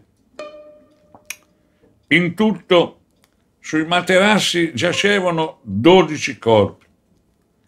Testimoni di questa ennesima carneficina raccontano come i soldati israeliani, penetrati nel quartiere, abbiano radunato le decine di membri della famiglia al-Sammuni in un solo edificio per poi bombardarlo ripetutamente. Con i miei compagni dell'ISB sono giorni che giriamo sulle ambulanze della Mezzaluna Rossa subendo molteplici attacchi. Sulle ambulanze il nostro dovere è raccogliere feriti, non accogliere a bordo guerriglieri. E quando troviamo riverso per strada un uomo ridotto ad un ammasso di sangue, non si ha il tempo di controllare i suoi documenti, chiedergli se parteggia per Hamas o Fatah, anche perché quasi sempre i feriti, come i morti, non rispondono. Alcuni giorni fa, mentre caricavamo un ferito grave, ha cercato contemporaneamente di salire sull'ambulanza anche un altro uomo, ferito in maniera più lieve. Lo abbiamo spintonato fuori, proprio perché sia chiaro a chi ci spia dal cielo che non fungiamo da taxi per il trasporto di membri della Resistenza. La notte scorsa è arrivata all'ospedale di Al-Quds di Gaza City Miriam, 17 anni, in preda alle doglie. Al mattino erano passati nello stesso ospedale suo padre, sua cognata, entrambi cadaveri, vittime di uno dei tanti bombardamenti indiscriminati sui civili. Durante la notte Miriam ha partorito un bel bimbo, inconsapevole del fatto che mentre lei si trovava in sala parto, un piano più in basso all'obitorio era giunto anche il giovane marito. Alla fine, persino le Nazioni Unite si sono accorte che qui a Gaza siamo tutti immersi nello stesso catino, bersagli mobili per ogni cecchino. Siamo arrivati a quota 789 vittime, 3.300 i feriti, 410 vertono in situazione critica, 230 i bambini uccisi, decine e decine di dispersi. Il computo delle vittime civili israeliane, fortunatamente, è sempre fermo a quota 4. Per bocca di John Jin, capo dell'UNRWA, agenzia ONU per i rifugiati palestinesi, le Nazioni Unite hanno annunciato la sospensione delle loro attività umanitarie lungo la striscia. Ho incrociato Jin negli uffici dell'agenzia di stampa, Ramata, e l'ho visto sdegnato agitare il suo indice accusatorio contro Israele davanti alle telecamere. L'ONU cessa le sue attività a Gaza dopo che 2 dei suoi operatori sono stati uccisi ieri. Beffa ha voluto durante 3 ore della solita tregua che Israele ha annunciato e non ha rispettato. I civili di Gaza hanno a disposizione 3 ore al giorno per cercare di sopravvivere. I soldati israeliani, le restanti 21, per cercare di sterminare. Ho sentito Jin dichiarare a 2 passi da me. Da Gerusalemme mi scrive Yasmin, moglie di uno dei numerosi giornalisti in fila al valico di Erez, in attesa di un lasciapassare che Israele stenta a concedere. È vietato raccontare questo massacro dall'interno. Queste le sue parole. L'altro ieri sono andata a vedere Gaza dal di fuori. I giornalisti del mondo sono tutti ammucchiati su una collinetta di sabbia a un paio di chilometri dal confine. Decine di telecamere puntano verso di voi. Si sentono aerei che si sorvolano ma non si vedono. Sembrano solo illusioni mentali finché non si vede il fumo nero salire all'orizzonte. La collina è diventata anche meta turistica per gli israeliani. Con grandi binocoli e macchine fotografiche vengono a vedere i bombardamenti dal vivo. Mentre sto trascrivendo questa corrispondenza, una bomba cade nel palazzo a fianco a quello in cui mi trovo. I vetri tremano, i timpani fanno male. Mi affaccio dalla finestra e vedo che hanno colpito l'edificio dove sono concentrati i principali media arabi. È uno dei palazzi più alti di tutta Gaza City, l'Al Yafara Building. Sul tetto tengono fissa una troupe con telecamera. Li osservo ora contorcersi a terra, agitare le braccia invocando aiuto avvolti da una cappa nera di fumo. Paramedici e giornalisti, le professioni più eroiche in questo spicchio di mondo. All'ospedale Al-Shifa ieri sono andato a trovare Tamim, reporter sopravvissuto a un bombardamento aereo. Mi ha spiegato come secondo lui Israele sta adottando le stesse identiche tecniche terroristiche di Al-Qaeda. Bombarda un edificio, attende l'arrivo dei giornalisti e dei soccorsi, quindi fa cadere un'altra bomba che fa strage di questi ultimi. A suo avviso è per questo motivo che si sono registrate molte vittime fra i paramedici e i reporter, gli infermieri attorno al suo letto acconsentono. Tamim mi ha voluto mostrare sorridendo i suoi moncherini. Ha perso le gambe, ma è felice di essersela cavata, al contrario del suo collega Mohammed, ucciso da una seconda esplosione mentre scattava delle foto.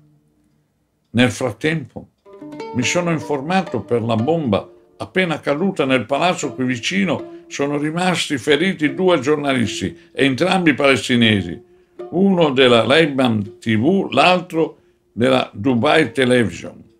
Un altro sonoro avvertimento da chi esige che questo massacro di vittime civili non venga in alcun modo raccontato.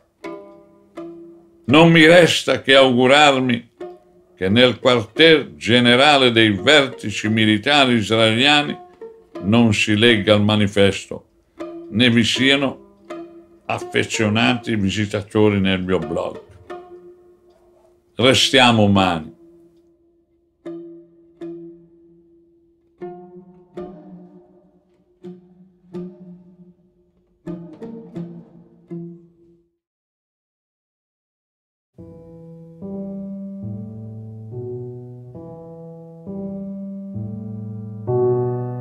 عشرة كانون الثاني يناير 2009. التدمير الشامل، العمل جار على قدم وساق. أعطتنا بعض العائلات الفلسطينية عدداً من المنشورات الورقية التي سقطت من السماء في الأيام القليلة الماضية. إنها نوع من المجاملة أبدتها القوات الجوية الإسرائيلية بدلاً عن القنابل المألوفة.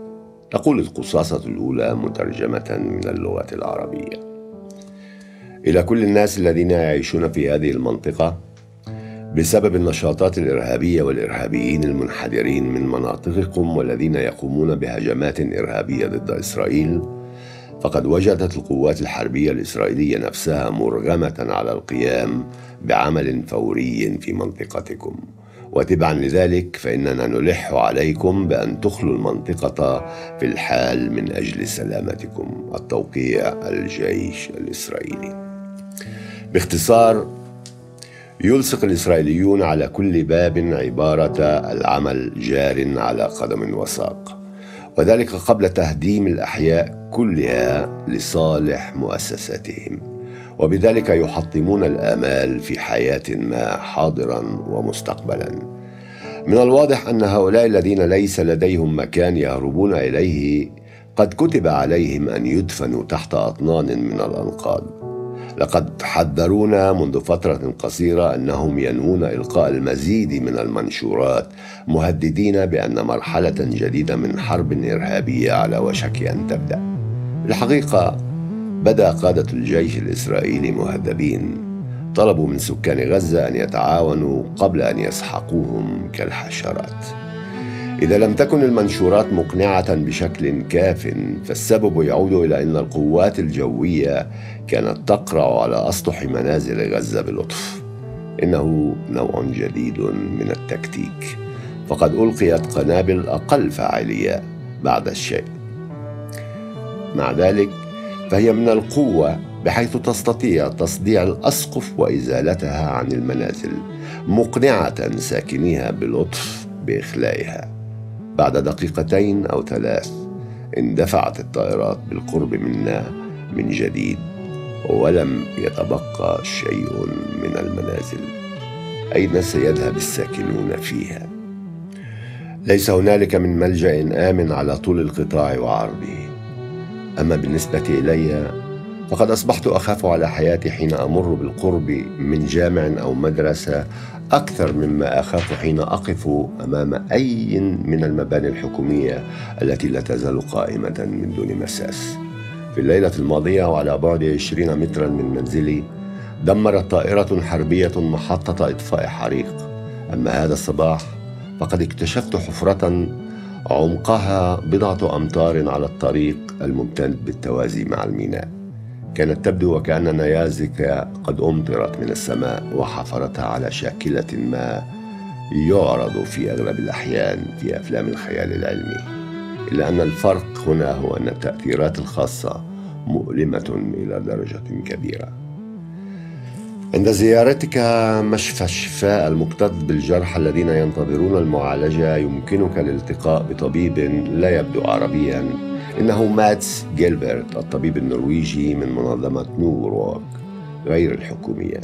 جيلبرت طبيب مخدر قام بتأكيد شكوكنا باستخدام إسرائيل أسلحة محرمة دوليا ضد المدنيين في غزة.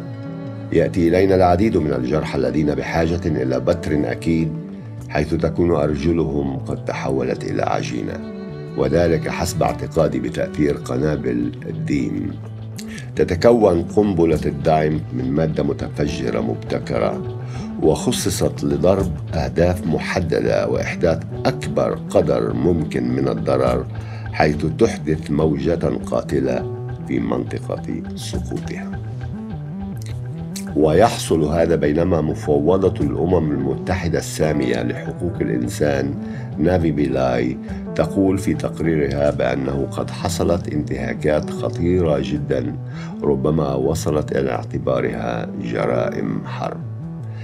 آخر مثال على جريمة كهذه هو تلك الجريمة التي وقعت منذ ساعات قليلة في شرق جباليا، حيث كانت عائلة عبد ربه بعد لحظة من إخلاء منزلها تحضر بعض الحاجيات الغذائية من حانوت صغير، حين قصفت بقنبلة أدت على الفور إلى وفاة 8 من أفرادها، بالإضافة إلى جرح 2 بجروح بالغة. كان لدى الناس الذي تكلمت إليهم في الطريق انطباعا بأن إسرائيل تقتنص الفرص حتى عندما تكون القنابل تلقى من دون توقف والمدفعية الميدانية تتقدم ببطء. لا يواجه الجنود الإسرائيليون مشكلة بكيفية تأمين حصص الطعام الفردية المخصصة للعسكريين ومراكمتها، على عكس أهل غزة الذين لم يتبقى لديهم ولو كسرة خبز واحدة، لكن الخبازين وبعد أن نفذ الطحين منهم قاموا بخلط ما بقي لديهم بالطحين المخصص للحيوانات لإعادة بناء مخزونهم وصنعوا منه الكعك. إنه خبز بائت منذ أسبوع ومخضر بفعل العفن، تستطيع طبخه فوق نار 2 من الحطب، ويمكنني أن أؤكد لك أنه حتى عند ذلك لا يكون طيب المذاق. حملت إسرائيل على جميع مواقع الإنترنت عشرات الأفلام الملتقطة وفق خاصية عين الطائر التي تمكن المشاهد من رؤية المدن من الأعلى، عارضة فيها ما تزعمه دقة عمليات القصف ضد الإرهابيين أو ضد مستودعات أسلحة ومتفجرات العدو المفترضة. إن عدد الضحايا المدنيين المذهل كاف لدحض هذه الأفلام. أتعجب كيف يمكن لإسرائيل أن تصف نفسها أنها متحضرة وديمقراطية في وقت لا يتوانى فيها جيشها في إطار سعيه لقتل وتهجير عدوه عن ضرب وتهديم بناء مكتظ بالسكان، دافنا العشرات من الضحايا الأبرياء أحياء كجزء من حملته. إن مثل ذلك كمثل الجيش الإيطالي إذا ما حاول القبض على مجرم خطير من المافيا فإنه يعمد إلى قصف مركز مدينة باليرمو بشكل عنيف.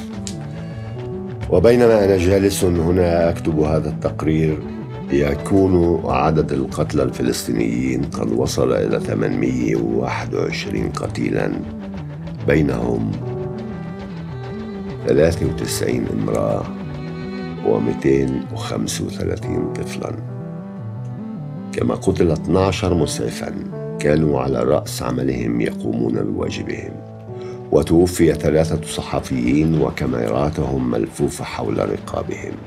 أما الجرحى فقد وصل عددهم إلى 3350 جريحا، أكثر من نصفهم تحت سن 18. ووفق مركز الميزان لحقوق الإنسان في جباليا المشهود له بصدقيته، فإن 85% من الضحايا المدنيين الفلسطينيين قتلوا بمذابح في الأسبوعين الأخيرين، ومع ذلك فقد بقي عدد القتلى بين الإسرائيليين متوقفاً عند الرقم 4. إذا لم تستطع الأمم المتحدة حماية السكان المدنيين الفلسطينيين من الانتهاكات الإسرائيلية الخطيرة لمواثيقها الدولية الخاصة بحقوق الإنسان، فإن أصدقائي في حركة غزة الحرة سوف يوجهون إليها طلقة، إذ أنهم جاهزون كما كانوا دائماً للإبحار إلى غزة خلال بضعة أيام. وسيكون من بين من سيأتي أطباء وممرضون ونشطاء حقوق إنسان يعتبرون أنه من واجبهم الشخصي فعل أي شيء يقدرون عليه في المجال الإنساني لتقديم بعض إجراءات الحماية. لقد حاولوا من قبل القدوم آملين الوصول إلى هنا في 31 كانون الأول ديسمبر على متن قارب الكرامة، لكن البحرية الإسرائيلية قصفت مركبنا في المياه الدولية مخلفة فيه أضرارا في محاولة منهم لإغراقه، وتحدثوا في وقت لاحق عن الأمر على أنه كان حادثا. سوف أنتظر أصدقائنا مع حمولتهم من المساعدات الإنسانية بين أنقاض ما بقي من المرفأ، متمنيا ألا يقع حادث مماثل بعيدا عن الشاطئ هذه المرة.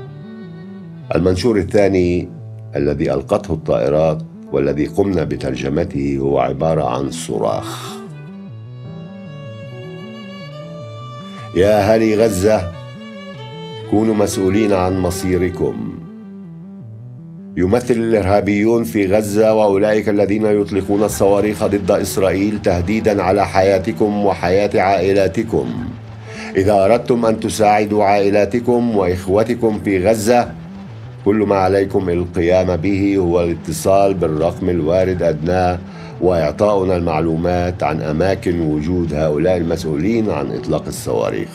لقد حولتكم الميليشيا الإرهابية إلى أول ضحايا أعمالها. إن الوقاية من المزيد من الأعمال الوحشية التي ارتكبت هي الآن مسؤوليتكم. لا تترددوا، نضمن لكم التكتم الكامل على أسمائكم. يمكنكم الاتصال بنا على الرقم التالي، كما يمكنكم الكتابة لنا على عنوان البريد الإلكتروني التالي لتزويدنا بما يتوفر لديكم من معلومات عن النشاطات الإرهابية.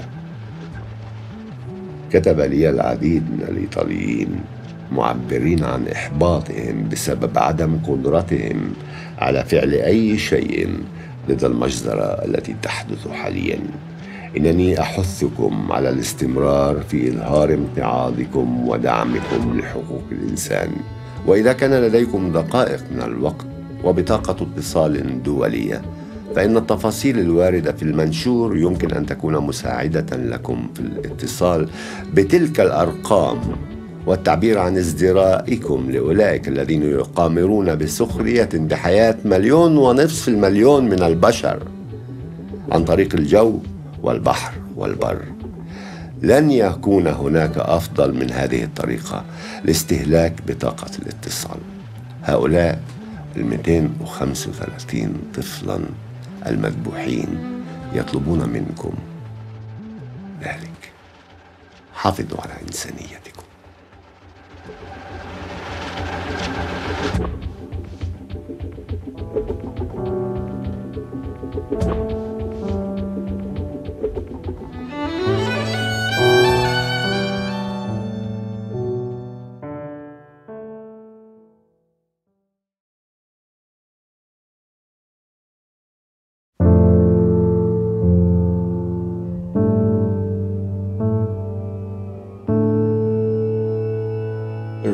January 2009, Vultures and Bounty Hunters. We still try to create routes of salvation via the sea to make a breakthrough from into this tormented land, now confiscated and imprisoned, every inch of it raped and reduced to a cemetery for corpses that are being denied a peaceful repose. For a few days now, even funerals have become the targets of the Israeli Air Force, as if murdered Palestinians deserve additional punishment in death as well. If a humanitarian passage is struggling to make its way and come in aid of a people at the end of their tether, the Spirit of Humanity, one of our Free Gaza movement boats, will try to be there for them. It sailed from Larnaca, Cyprus today, and will bring tons of medicines to Gaza's port, in addition to about 40 doctors, nurses, journalists, European parliamentarians, and human rights activists representing 17 different nations in all. Human beings, like myself, like many who vent their indignation, are ready to risk their lives rather than lounge passively in their living rooms watching news bulletins that reveal only a tiny fraction of what the massacre being inflicted upon us is doing here. On the 29th of December, my friends gave it a shot with dignity, but they were attacked by the Israeli Navy. It tried to sink them. They had to send out an SOS and fled to Lebanon with engine failure and a leak in their hull. On that occasion, it was only by pure chance that no one was badly hurt. So we hope human rights, as well as the lives of the activists, will be spared tomorrow. There are terrifying catastrophes in the world, such as earthquakes and hurricanes, inevitable natural phenomena. But Gaza endures an unnatural humanitarian catastrophe being perpetuated by Israel, damaging a people long reduced to abject poverty and submission. Gazans are a desperate people without bread or milk to feed their children.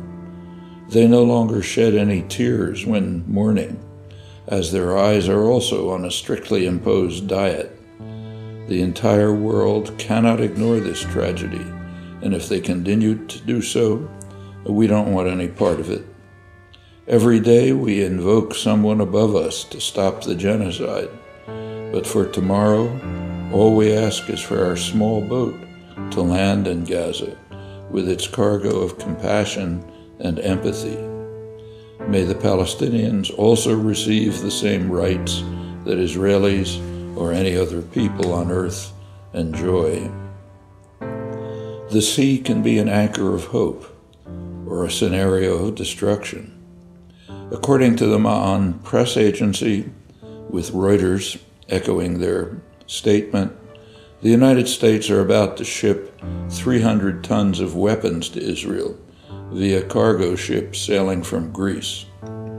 Weapons and enormous amounts of explosives and fuses, and all that's needed to raise thousands of houses to their foundations. There are 120,000 homeless displaced from Gaza to Jabalia already, but most, including many of my friends, haven't budged and have nowhere to flee. Journalists, doctors, and gravediggers. For 16 days, non-stop now, these have been the busiest professionals in Gaza. The circling vultures that follow in the wake of the bomber planes stir up more hatred among the Palestinians, especially towards those seated where the late lamented Yasser Arafat, 1929 to 2004, the former chairman of the Palestinian Liberation Organization, used to sit. They now itch to come and take over the throne, towering over Gaza's ashes. The death toll is now at 923, with 4,150 wounded, including 255 horrendously butchered Palestinian children. The number of dead on the Israeli side has thankfully stayed at 4. Rumor has it that Ehud Olmert, the Israeli Prime Minister, had told his side that hitting a death toll of 1,000 civilians marked the limit, after which this brutal attack and infanticide would be halted. It's a bit like what happens in the Vucceria markets in Palermo, where quarters of beef are hung up to drip blood out in the open, and you haggle for the meat, so much per kilo. Few Palestinians now miss tuning in for Ismail Hania's appearances on the small screen here in the Gaza Strip. You can't speak of a ceasefire without simultaneously establishing an end to the siege, contributing to keep Gaza under siege now that it's been reduced to a heap of rubble, not allowing provisions and medicine to come through, preventing the sick and injured from getting out, is equivalent to condemning them to more prolonged agony. These, in brief, were the words spoken by Hamas's leader, spoken from an underground bunker from God knows where. These words find an echo in Gazan public opinion. This was the speech of a leader who could have fled and taken refuge elsewhere. To the contrary, he decided to risk a bomb being dropped on his head like everyone else. I was just interrupted while typing this piece by the usual intimidating phone call ordering us to evacuate the building before a bombing. I'm currently in the building where the main international media agencies operate, these being, among others, Al Jazeera, Ramatan, and Reuters. We were forced to unplug our PCs, rush downstairs, and crowd the street, where we kept our eyes glued to the sky, trying to pick out where the destructive thunder would strike from this time. There won't be any cameras or reporters around to document the civilian massacre tonight, as we suspect that Gaza's innocent casualties will be more numerous than usual. Still standing in the street, I stared at Alberto, winking at him. He came up closer and, whispering, I asked him whether he thought it plausible that the threatening phone call had been made especially for the two of us, after the discovery of the American website singling us out as targets. Alert the IDF military to target ISM. Number to call if you can pinpoint the locations of Hamas with their ISM members. From the U.S., call 011-972-25839-749. From other countries, drop the 011. Help us neutralize the ISM. now definitely a part of Hamas since the war has begun. Number one ISM target for the Israeli Air Force and IDF ground troops, Vittorio Arrigoni, pictured below, is currently in Gaza assisting Hamas. This is copied from stoptheism.com. Don't bother to visit this website or provide a link to it from your own website. It's a sociological case to be passed on to future generations for study. On closer analysis of the present, the future will pronounce its sentence without appeal of how hatred was the purest of all feelings. Spite against anything that's different could fuel whole armies, becoming the feeling that brings masses of people together. There's no need for my enemies and those who wish for my martyrdom to dial that number. The Israeli army knows exactly where to find me tonight, on the Al-Quds hospital ambulances in Gaza City. Stay human. Stay human.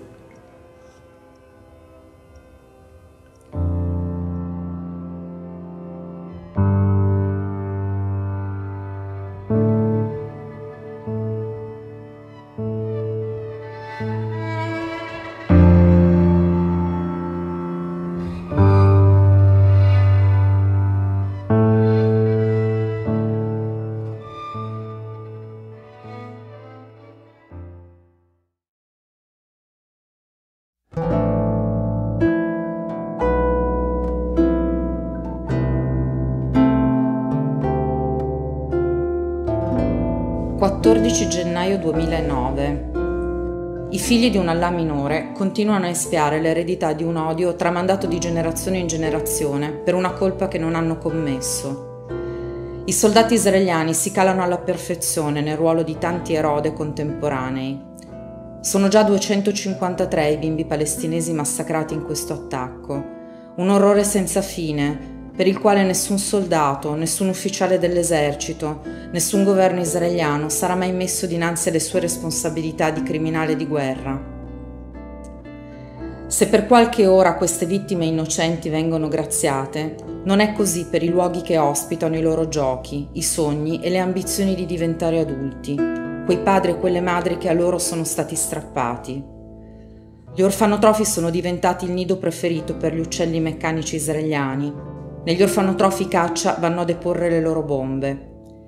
I compagni dell'ISM da Rafah mi scrivono: domenica 11 gennaio, approssimativamente alle 3 del mattino, caccia F-16 hanno bombardato il centro per orfani dell'associazione Dar al-Fadila, che includeva una scuola, un college, un centro informatico e una moschea in Taha Hussein Street, nel quartiere Kerbat al-Hadas a nord-est di Rafah.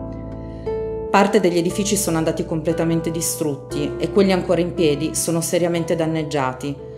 La scuola assisteva a circa 500 bambini senza più genitori. La personalissima jihad israeliana contro i luoghi sacri dell'Islam lungo la striscia continua nel silenzio assenso della comunità internazionale. Contando la moschea di Kerbat al-Hadas, sono 20 le moschee finora rase al suolo. Fortunatamente nessun razzo Qassam ha ancora sfiorato le pareti di una sinagoga, altrimenti siamo certi che avremmo giustamente avvertito levarsi al cielo grida di sdegno da ogni angolo del mondo. Dio deve pagare il dazio di ricevere preghiere dai palestinesi. Delle quasi 950 vittime, l'85% sono civili. L'infernale macchina di distruzione israeliana continua lentamente ad avanzare e ad avvolgere tutta Gaza, abbattendo case, scuole, università, ospedali, senza nessun tangibile segnale né volontà sanzionatoria da parte dei governi occidentali. È giunto allora il nostro turno, di semplici cittadini senza cittadinanza, se non quella di ritenerci appartenenti a una sola e unica comunità di persone, la famiglia umana. È ora che infiliamo un bastone in questo maledetto ingranaggio infernale. Ho incontrato il dottor Haidar Eid, professore dell'Università Al-Quds di Gaza City, un intellettuale di sinistra, Coriaceo insieme a ilare, passionale, generoso, come in Italia non se ne vedono più, estinti o deposti in qualche seminterrato della memoria, perché non riciclabili con la divisa bipartisan che fa marciare a braccetto post-fascisti e post-comunisti, uniti in comune litania a giustificare Israele dopo ogni suo massacro. Haidar dinanzi a me si fa portavoce del PACB, Palestinian Campaign for the Academic and Cultural Boycott of Israel, e del BDS, Boycott, Divestment and Sanctions Campaign National Committee, e con lui ho discusso di boicottaggio. La storia insegna, ma non ha alunni, e Mandela e il Mahatma Gandhi sono al momento impossibilitati a concedere ripetizioni. Ma c'è la storia particolare del Sudafrica a indicarci la strada per costringere un Israele razzista e colonialista a giungere a un compromesso. Allora, non boicottare quel regime di apartheid fu considerato un po' come esserne complici. Cosa cambia oggi? Come me, la stragrande maggioranza dei palestinesi non crede che la miglior risposta all'occupazione israeliana e a questo massacro in corso siano gli attentati, i kamikaze e i razzi Sderot. Il boicottaggio è pacifista, non violento, la migliore risposta umanamente accettabile all'imbarbarimento di un conflitto che rende disumano ogni gesto. La migliore arma nell'arsenale della non violenza, come ci ha ricordato Naomi Klein in un recente editoriale sul Guardian. Haidar riesce a trarre qualcosa di positivo dalla pozza di sangue in cui stiamo annegando, come fu dopo il massacro di Sharpeville in Sudafrica, 21 marzo 1960, quando 78 neri furono fatti a pezzi per volontà di un regime barbaro e il mondo si sentì in dovere di dire basta. L'incomparabile massacro di 1000 civili palestinesi potrebbe dare il via a un'altrettanto forte campagna di mobilitazione per punire i crimini israeliani. Haidar è anche uno dei fautori di Israele e Palestina uniti in un unico Stato, secolare, democratico e interreligioso, per lui l'unica e pragmatica via d'uscita da un conflitto che non vede altre risoluzioni. Più intimamente mi parla della Nakba, che lui ha scampato per pochi anni, pur avendola intensamente rivissuta nei racconti dei suoi familiari. Mi parla a chiare lettere, lui figlio della post-catastrofe, di come la Nakba è stata tramandata e ha alimentato l'inconscio collettivo di migliaia di palestinesi. L'incubo si è rifatto vivo bussando sui tetti delle case il 27 dicembre 2008 e da allora non smette di provocare notti insonni. Haidar mi invita a divulgare e io registro sul mio taccuino lacero il suo appello per tutti gli italiani a non comprare più alcun prodotto made in Israel. I prodotti israeliani si riconoscono sugli scaffali con il codice a barre che li contraddistingue, 729 le cifre iniziali. Per ricavare la lista completa dei prodotti è possibile accedere al sito boycottisraelygoods.org. Stampatevi la lista, appiccicatela sulla porta del frigo o infilatela nella borsa di vostra madre o di vostra moglie quando si recano al mercato.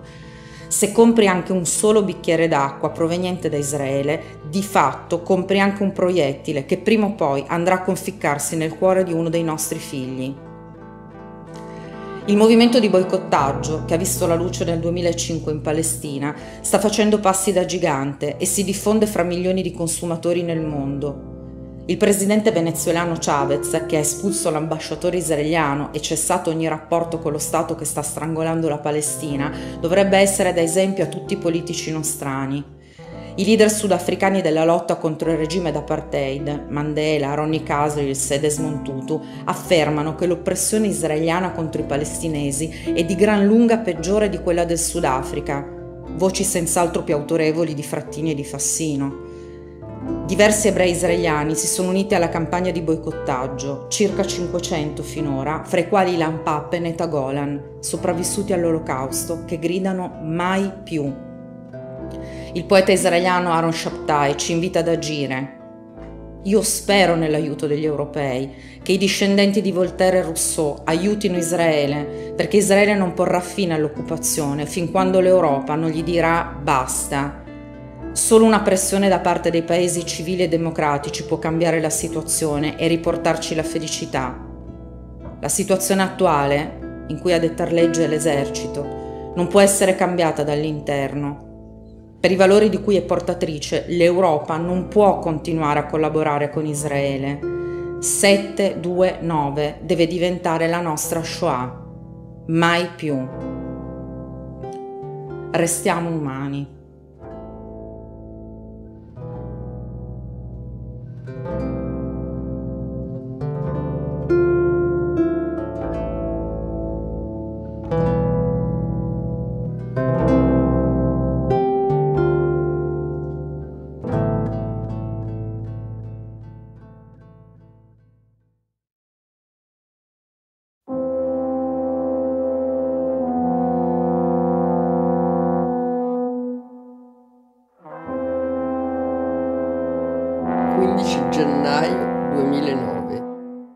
i gironi infernali di Jabalia. Dante non avrebbe saputo immaginare i gironi dei dannati così infernali come le corsie negli ospedali di Jabalia. La legge del contrappasso qui è applicata al contrario: tanto più è innocente la vittima, tanto meno viene risparmiata dal martirio delle bombe. Al Camalo Duan Alauda, le piastrelle in ceramica del pronto soccorso sono sempre belle lustre. Gli inservienti hanno sempre un gran da fare a ripulirle dal sangue che gronda dall'incessante viavai di barelle cariche di corpi massacrati. Iyad Mutawak stava camminando per strada quando una bomba ha aperto uno squarcio in un edificio poco distante. Insieme ad altri passanti si era precipitato a prestare soccorso, mentre un secondo ordigno colpiva il palazzo, uccidendo un padre di 9 figli, 2 fratelli e un altro passante che al pari di Iyad era corso sul posto per aiutare i feriti. La solita storia, ripetuta 10-100 volte, la tecnica preferita di ogni terrorismo, ricalcata alla perfezione dall'armata israeliana Tzahal. Si lancia una bomba, si attendono i soccorsi, si rimbombardano feriti e soccorritori. Per Iyad queste sono bombe americane, ma portano l'autografo anche di Mubarak, il presidente dittatore egiziano che qui a Gaza fa concorrenza a Olmert, incapacità di catalizzare l'ivore. Dietro il letto di Jihad un anziano con le braccia ingessate sta disteso con gli occhi fissi al soffitto e non proferisce più parola. Mi dicono che ha perso tutto, famiglia e casa. Fissa le crepe dell'intonaco che cade a pezzi come per cercare una risposta alla disfatta della sua esistenza. Khaled ha lavorato 25 anni in Israele, prima dell'ultima intifada. Come gratifica Tel Aviv non gli ha concesso una pensione, ma una serie di missili aria-terra sulla sua casa. Su tutto il corpo ha ferite da schegge di esplosivo. Gli chiedo dove andrà a vivere una volta dimesso dall'ospedale. Mi risponde dove stanno ora i suoi parenti, per strada. Come la sua sono tante le famiglie che non sanno più dove rifugiarsi. I più fortunati trovano ospitalità da parenti e conoscenti, come abbiamo verificato, ma si può definire vita quella di 100 persone stipati in 2 appartamenti di 3 stanze ciascuno? 2 bombe sull'abitazione di Ahmed Jaber hanno messo in fuga la sua famiglia, ma troppo tardi. Una terza esplosione ha sepolto sotto le macerie 7 suoi familiari, tra cui 2 bambini di 8 e 9 anni, suoi vicini di casa. Dice: ci hanno fatto fare un salto all'indietro nel 1948. Questo è il supplizio per il nostro attaccamento alla patria.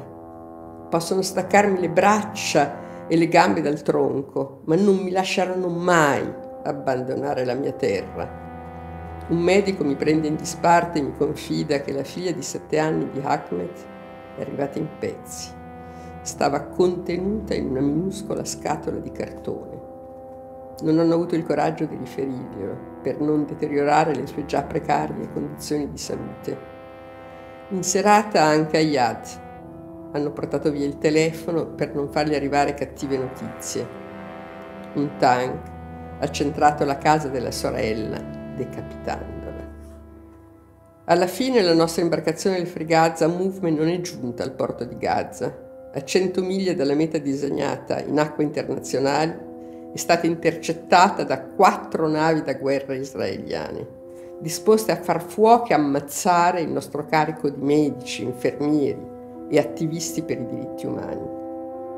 Nessuno deve ostacolare la mattanza di civili che continua ininterrottamente da 3 settimane. A est di Jabalia, dinanzi al confine, testimoni oculari parlano di decine di corpi in putrefazione per le strade, le loro carni putrescenti divorate dai cani. Ci sono anche centinaia di persone impossibilitate a muoversi, diverse sono ferite. Le ambulanze non possono arrivare nell'area perché ovunque ci sono cecchini che sparano. I palestinesi sono stanchi di essere massacrati nell'indifferenza generale. E in molti accusano anche la Croce Rossa internazionale, l'ONU, di non fare abbastanza, di non ottemperare in pieno il loro dovere, di non rischiare la loro vita per salvarne centinaia di altre. Andremo noi, dell'International Solidarity Movement, a piedi, con delle barelle, laddove l'umanità ha oltrepassato i suoi confini e si è eclissata. I soloni coi culi di pietra appoggiati nei salotti buoni della politica discettano di strategie belliche di guerra contro Hamas, mentre qui ci stanno letteralmente massacrando, bombardano gli ospedali e c'è ancora si pronuncia sul diritto di Israele all'autodifesa. In qualsiasi stato che si definisca minimamente civile, l'autodifesa è proporzionale all'offesa. In questi 20 giorni abbiamo contato 1075 vittime palestinesi, più di 5.000 feriti, dei quali oltre la metà sono minori di 18 anni, 303 i bambini orrendamente trucidati. Fortunatamente solo 4 vittime civili israeliane. Come a dire che per Israele il giusto bagno di sangue per vendicare ognuno dei suoi civili ammazzati è quello di sterminarne almeno 250 della parte avversa. Ditemi voi se questa sproporzione fra difesa e offesa non vi riporta agli eccidi compiuti come rappresaglia nelle pagine più nere della storia moderna europea. Ma veniamo al punto. Si tratta di legittima difesa? Ai Marco Travaglio, ai Piero Ostellino, ai Pierluigi Battista e agli Angelo Panebianco che insistono con la loro solfa imputando ad Hamas la responsabilità di questo genocidio in quanto trasgressore della tregua fra Israele e Palestina, vorrei ricordare la posizione delle Nazioni Unite. Il professor Richard Falk, relatore speciale delle Nazioni Unite per i diritti umani, ha espresso idee chiare in proposito. Israele ha di fatto rotto la tregua in novembre, sterminando bellamente 17 palestinesi. Nel mese di novembre si erano registrate 0 vittime israeliane, 0 vittime come in ottobre, come nel mese precedente e in quello precedente ancora. Lo ha ricordato recentemente anche l'ex presidente USA, premio Nobel Jimmy Carter. Dispiace che giornalisti come Travaglio, che stimavamo perché estremo baluardo di un'informazione libera e quanto più possibile veritiera, si siano messi l'elmetto dell'esercito israeliano e intrattengano le masse dinanzi al tubo catodico, dilettandosi nello sport più di moda da queste parti, il tiro a segno sugli infanti. Batto i tasti in un ufficio dell'agenzia di stampa Ramatam. Attorno i reporter palestinesi vestono i giubbotti antiproiettili ed elmetti. Non tornano né stanno per recarsi dinanzi ai carri armati, siedono semplicemente davanti ai loro computer. 2 piani più sopra, gli uffici della Reuters sono appena stati colpiti da un razzo. 2 feriti gravi. Quasi tutti i piani dello stabile sono vuoti al momento, sono rimasti i giornalisti più eroici. Questo inferno in qualche modo deve continuare a essere raccontato. Poco prima l'esercito israeliano aveva rassicurato la Reuters di non evacuare, di restare negli uffici perché sicuri. Stamane è stato bombardato e distrutto anche l'edificio delle Nazioni Unite, stabile e messo in piedi con i soldi del governo italiano. Berlusconi, esisti? Diversi morti e feriti. John Ging, capo dell'UNRWA, parla chiaramente come testimone oculare di bombe al fosforo bianco.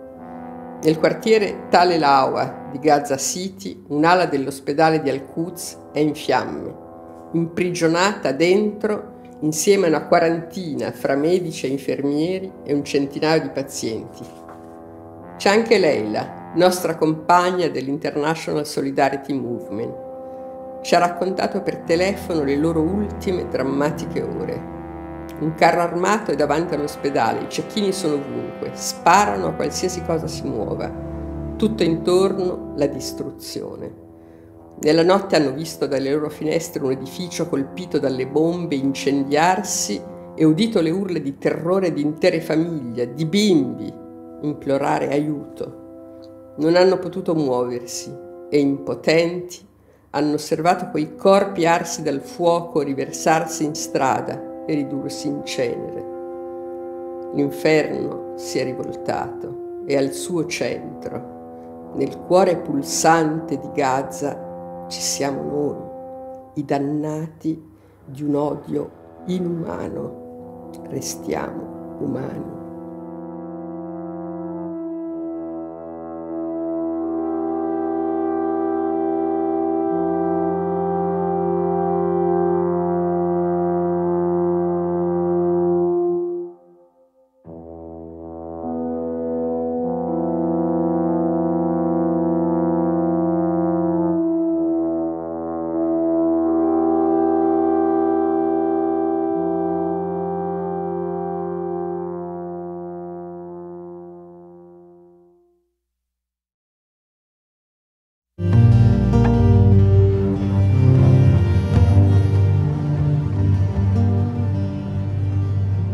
January 16th, 09, turning geography on its head. There's a story of an elderly Palestinian who leaves his house in search of his next meal during one of our rare morning ceasefires. But he is then unable to find his way back home. Shelling and bombing has radically changed Gaza's cityscape, warping its social structure with it as well. Hundreds of families are forced to flee to different destinations all over the whole of the Strip, and hundreds who used to live alongside one another before are now no longer even in touch. In order to reach the Tel El-Hawa neighborhood in southeastern Gaza City, you have to walk across a lunar landscape. Leaving behind a trail of craters and mounds of rubble, the Israeli tanks yesterday have pulled away after a 48-hour siege. Ever present in this desolate scenario is the lingering, pestilent, and unmistakable stench of death. Struggling past what remains of entire buildings and houses, carcasses of burnt-out cars and ambulances, I started searching for Ahmed's house. It wasn't an easy task, because of the radical transformation that whole neighborhoods, razed to the ground and burnt to cinders, had endured at the hands of the Israeli military. I remembered that Ahmed lived at the end of a dirt road, impossible to recognize, now that I was struggling to tread over one whole vast surface of debris that had been chewed and spat out by the tanks. If a satellite photo of Gaza were taken at the end of this massive genocidal attack, it would be difficult to convince anyone that the city in this photo was the same one pictured just 20 days earlier. I had a chance to put my arms around Ahmed again. It was as if we hadn't seen one another in years, after a long journey from somewhere far off. Unfortunately, our journey at the end of the night had no new dawn in sight, except the one set alight by the hatred of those ordering the generals and troops into action for this massacre. My friend showed me where an Israeli tank had stood for 2 days right in front of his garden. During all that time, his entire family had remained huddled underneath a stairwell, terrified that a shell shot by a howitzer might wipe them out at any minute. Only last night, Ahmed went against the orders of his apprehensive father and, dragging himself across the floor, dared to look out the window at the hellish scenario all around. He saw the tank moving about 30 meters away, smashing into the shutters of a supermarket and opening a hole into it. He then watched the soldiers emerge from the armored vehicle, who cheerfully wandered in to, quote, do some shopping. They filled the tank to the point that they were struggling to get back in. He then described the jubilant laughs, the mocking songs providing a soundtrack to the explosions all night long. Quote, Ali, Muhammad, this is a message to your Allah Akbar. The resistance, which for some days had stoically succeeded in limiting the advance of the Israeli tanks, fizzled out within a couple of hours. Kalashnikovs can only tickle plated tank armor, while the shells of howitzers can blow up a house from wall to wall. The residential neighborhood of Abraj Towers, mainly inhabited by the families of the teaching staff from Al-Aqsa University and in large part sympathetic with Fatah, certainly does not host any Hamas terrorists. The same way that I'm aware of this, I'm certain that it's all common knowledge in Tel Aviv. It didn't seem to matter though, as the neighborhood was reduced to a pile of rubble all the same. Next to the crumbled buildings still in the Al-Quds hospital, set on fire only yesterday, my ISM companions have assisted the hospital staff in evacuating the 300 wounded. There to Gaza City other hospital, Al-Shifa. It took them many hours, especially as moving seriously injured patients required the use of specialist ambulances that the Palestinians don't have. We waited for the last evacuee, Dr. Dagfinn Björklid from the Norwegian NGO Norwak, and asked some questions of the nurses who'd survived the Al-Quds fire. These were blood-curdling stories backed up by my companions' own eyewitness accounts. Around 200 meters from the hospital lay about 30 bodies, among them women and children, many of whom were still alive. They couldn't be rescued as the snipers on the roofs shot at anything that moved. Those bleeding bodies in the streets were civilians who'd escaped from their homes when they'd caught fire after being shelled. The Israeli snipers hadn't hesitated to shoot them one by one, including the children, once they were framed by the viewfinders on their guns. I'll confess that my motto, "Stay human," has been direly tested in the last few days, but has survived intact nevertheless. It pulled through just as the pride for and attachment to one's native land, expressed as identity and the right to self-rule, has enabled Gaza's people to carry on.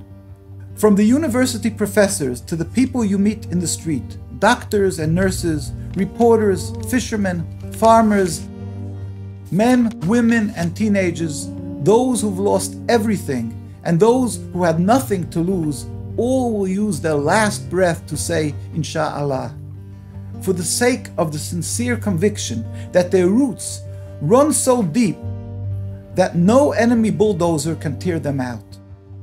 As I write, a TV screen not far off is showing images from the inside of the Al-Shifa hospital.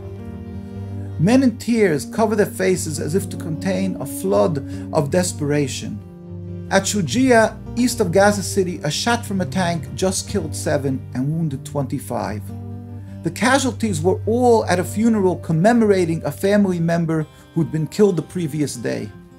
Yesterday, the Israeli Defense Minister Ehud Barak apologized to the UN Secretary General Ban Ki-moon for the artillery fire against the UN Agency for Palestinian Refugees in Gaza City, which had been built with the Italian government's money. Berlusconi, where are you? It was a grave error, Barak said. There wasn't a trace of an apology to the families of the 357 Palestinian children killed up to now. Clearly, that was no error. I listened to a Red Cross paramedic tell me the story of their arrival on the scene of a massacre at Zaytun. A visibly malnourished child crouched in front of his mother's corpse, already in an advanced state of decay. He had taken care of that body for 4 days, as if she were still alive. He had dried the blood from her face, and dragging himself through the rubble of what had been their home, bringing her water, bread, tomatoes, which he'd carefully placed next to her head. He thought she was only sleeping. The Israeli snipers had prevented the Red Cross from rushing in to bring aid, and they only managed to reach the scene of the massacre several days later. Stay human.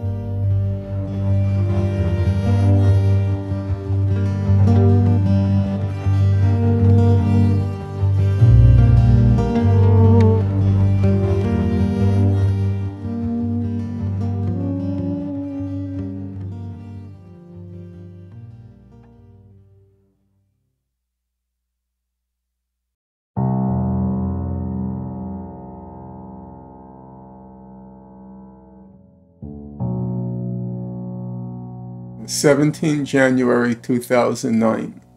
Love under the bombs.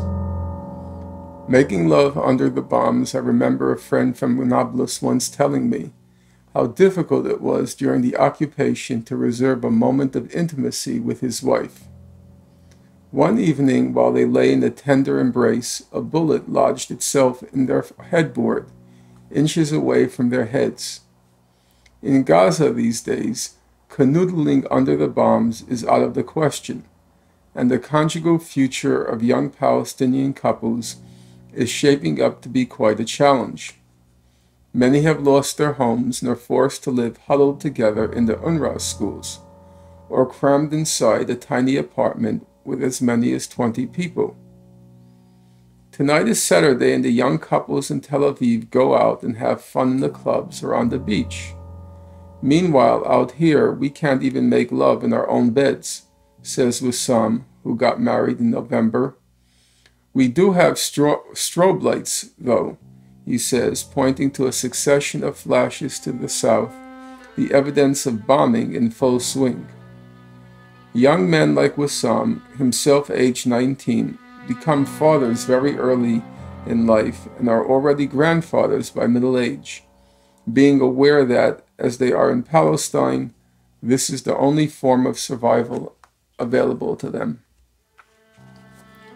While there's talk on the outside of a ceasefire accepted by Hamas, but, as usual, rejected by Israel, in the last 2 days there's been an escalation of bombings, with a subsequent boost in civilian deaths, 60 only yesterday. About 10 were killed outside the mosque at the time of prayer. What worries Palestinians the most is the call for a ceasefire without reopening the border crossings at the same time. Even before materials for reconstruction are let in, food supplies are urgently needed, and those who've been seriously injured need to get out. Hospitals are overwhelmed from the overcrowding. In the entire strip, they have a capacity of only 1,500 beds, but the number of the wounded presently hovers at around 5,320. In addition, Palestinian public opinion mistrusts Egypt, the chosen intermediary for the talks, whose leadership is notoriously obsequious to Israel. Why not have a European country mediate? The role of Germany, a truly neutral country, was decisive in the resolution of the conflict between Israel and Hezbollah, says a heavy-hearted Hamza, a university professor. This morning, another UN school in Beit Lahia, in the northern Gaza Strip, was heavily hit by Israeli tanks. There were 14 injured, and 2 little brothers, Bilal and Mohammed al-Ashkar, aged 5 and 7, were killed. Their mother survived but lost both her legs. Along with the 42,000 others, they had sought shelter in the school after Israel had ordered them to evacuate their homes. They believed they'd be safe there, just like the 43 refugees exterminated on the 6th January in the UNRWA school massacre in Jabalia. These 2 children were without a doubt innocent, just as there isn't a shadow of a doubt that they're now dead, says John Ging, the director of UNRWA's field operations in Gaza, who tirelessly, albeit in vain, continues to report the war crimes committed by the Israeli army. But the Israeli generals are still busy preparing the quote-unquote mission accomplished speech they intend to deliver to the world. I went back to what's left of Tal al-Hawa Hospital, the part still standing after the building was set on fire by the Israelis. It has now started operating as a first aid unit and logistical base for ambulances again. They continue to extract casualties trapped for days under the rubble found around its seriously damaged buildings. Al-Shifa Hospital hosts a child called Suhaib Suleiman, the only survivor in a family of 25, all of whom are dead. A young girl, Haidel Simoni, lost 11 relatives. She'll have no one to take care of her after being discharged from hospital. Excuse me, but can someone please explain what kind of mission this is? It's straight from collective punishment to mass slaughter. On his blog, a frustrated Arab called Raja Shemayel sums it up as follows. Take a strip of land about 40 kilometers long and only 5 kilometers wide. Call it Gaza. Then cram in 1.4 million inhabitants. After that, surrounded by the sea to the west, Egypt with Mubarak in the south, Israel in the north, and dub it the land of terrorists. After that, declare war against it and invade it with 32 tanks, 687 armored vehicles, 43 airports for fighter jets, 105 war helicopters, 221 units of ground artillery, 349 mortars, 3 spy satellites, 64 informers, 12 spies, and 8,000 assault troops. Then call all of this Israel defending itself. After that, stop for a minute and state that you will, quote, avoid hitting the civilian population, and call yourself the only democracy in action. Whichever way you look at it, only a miracle could prevent you hitting those civilians, or it could quite simply be a lie. But once again, just call it Israel defending itself. Now comes the question, what would happen if the invader turned out to be a liar? What would happen to those unarmed civilians? With such firepower, how could even Mother Teresa or Mickey Mouse avoid hitting all those civilians considering the situation? Call it whatever you like, but Israel knew damn well those unarmed people were out there. It was Israel itself that put them there. So go ahead and call it genocide. It's much more credible. Aside from a couple of brutally assassinated leaders, Hamas hasn't suffered from this attack, and certainly hasn't lost its popularity. If anything, they've gained some more. Once in a while, it would be wise to remember that Hamas aren't a bunch of terrorists nor a political party, but a movement, and as such, they're impossible to neutralize with storms of cluster bombs. When I ask Palestinians for their opinions on the real agenda behind this brutal massacre, many say it has everything to do with the Israeli elections in February. They made successful propaganda one vote at a time. It's always been like this on the eve of all elections. Just a month ago, Benjamin Netanyahu was forecast to be the sure winner, but he's now expected to lose in competing against the bloodthirsty vision of Ehud Olmert and Tzipi Livni. Avigdor Lieberman is the leader of Yisrael Beitanu, a growing political force that had won 11 seats after the 2006 elections. But the polls show that they are gaining in popularity even while alluding to the use of a nuclear option against Hamas, as the Americans did against the Japanese at the end of World War II. Yesterday, Israeli writer Abraham Yehoshua stated to Haaretz, "We kill their children today to save many more tomorrow." I'm afraid that now his book, Journey to the End of the Millennium, has ended up on board a tank in front of a hospital in flames. Voltaire invited us to respect all opinions. I would suggest stopping the sowing of seeds of hatred, sprinkling them with blood, and feeding them with terminal resentment. Stay human.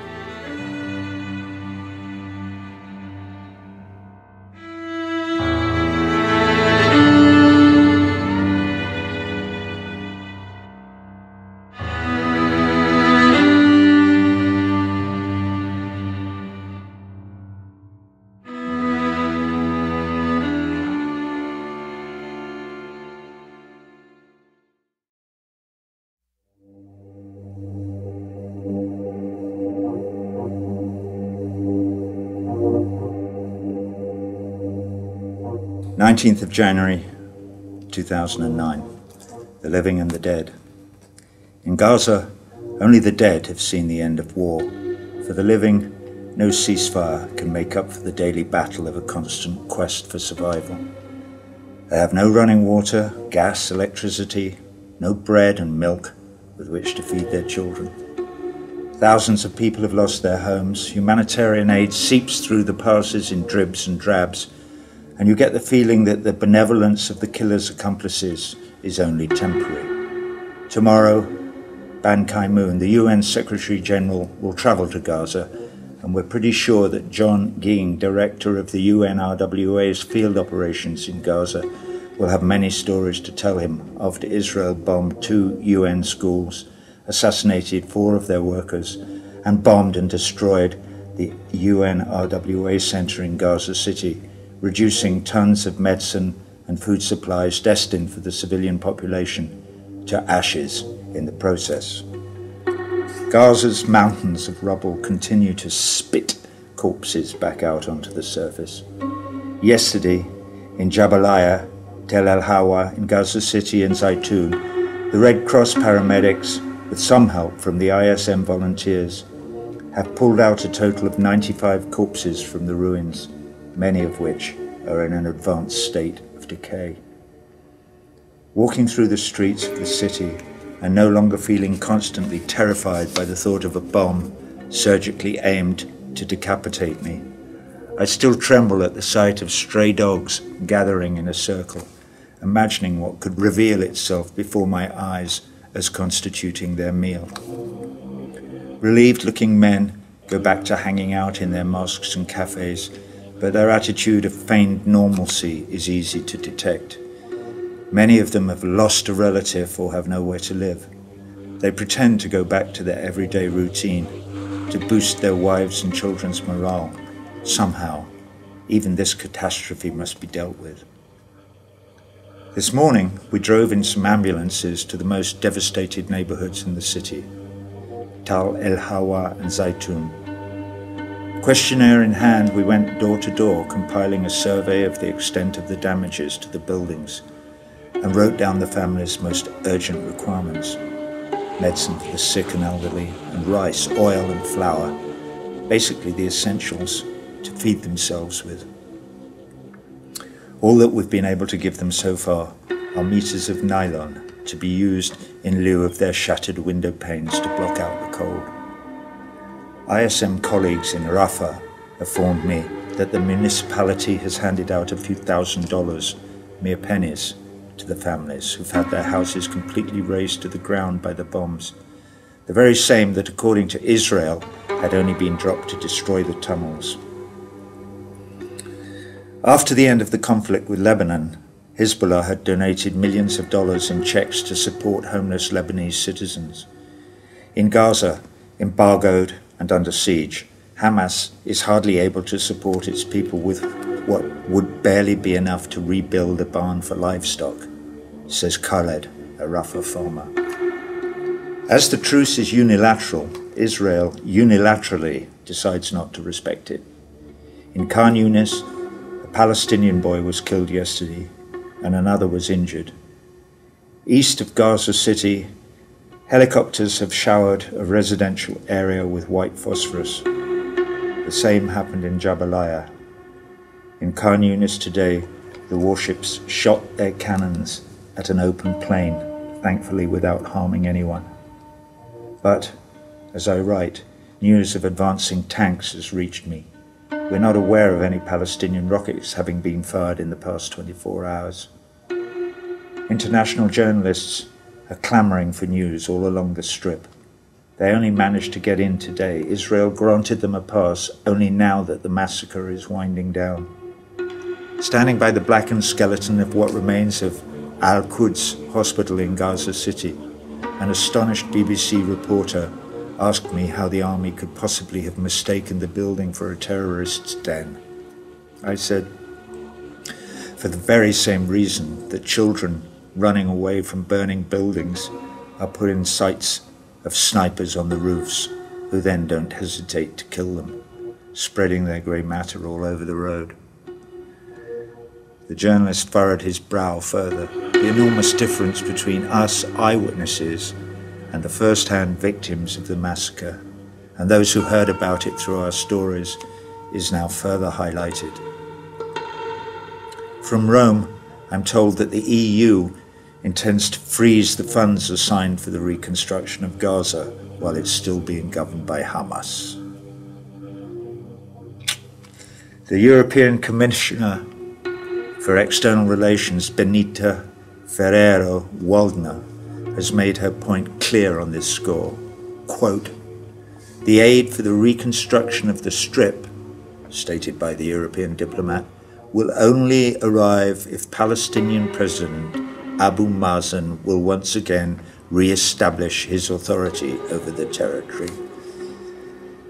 For Gaza's Palestinians, this is an explicit invitation from the outside to engage in civil war or in a coup d'etat. It's equivalent to legitimizing the massacre of 410 children who died because their parents support democracy and freely elected Hamas.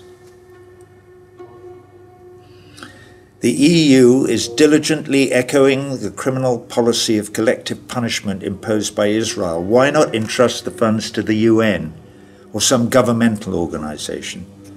The United States are free to elect a warmonger like Bush. Israel can choose leaders with bloodied hands like Sharon or Netanyahu. But we, the people of Gaza, aren't free to choose Hamas, suggested Mohammed, a human rights activist who had never voted for the Islamic movement. I had no arguments to contradict him. Living Palestinians learn from their dead. They learn to live while dying, right from the youngest age. Truce after truce, the general perception here is that of a macabre pause during which to count the dead between one massacre and another. And peace has never felt so elusive. Scouring Gaza City, on board an ambulance with the siren switched off for once, the war is still everywhere.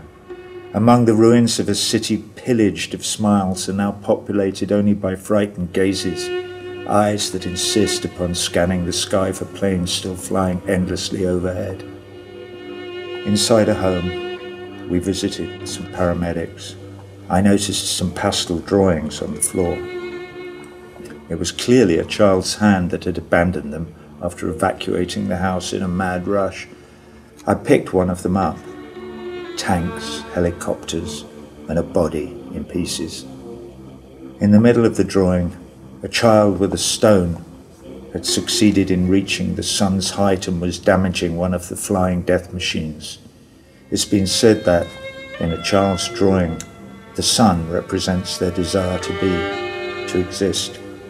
The sun I saw was crying tears of blood coloured in red pastel.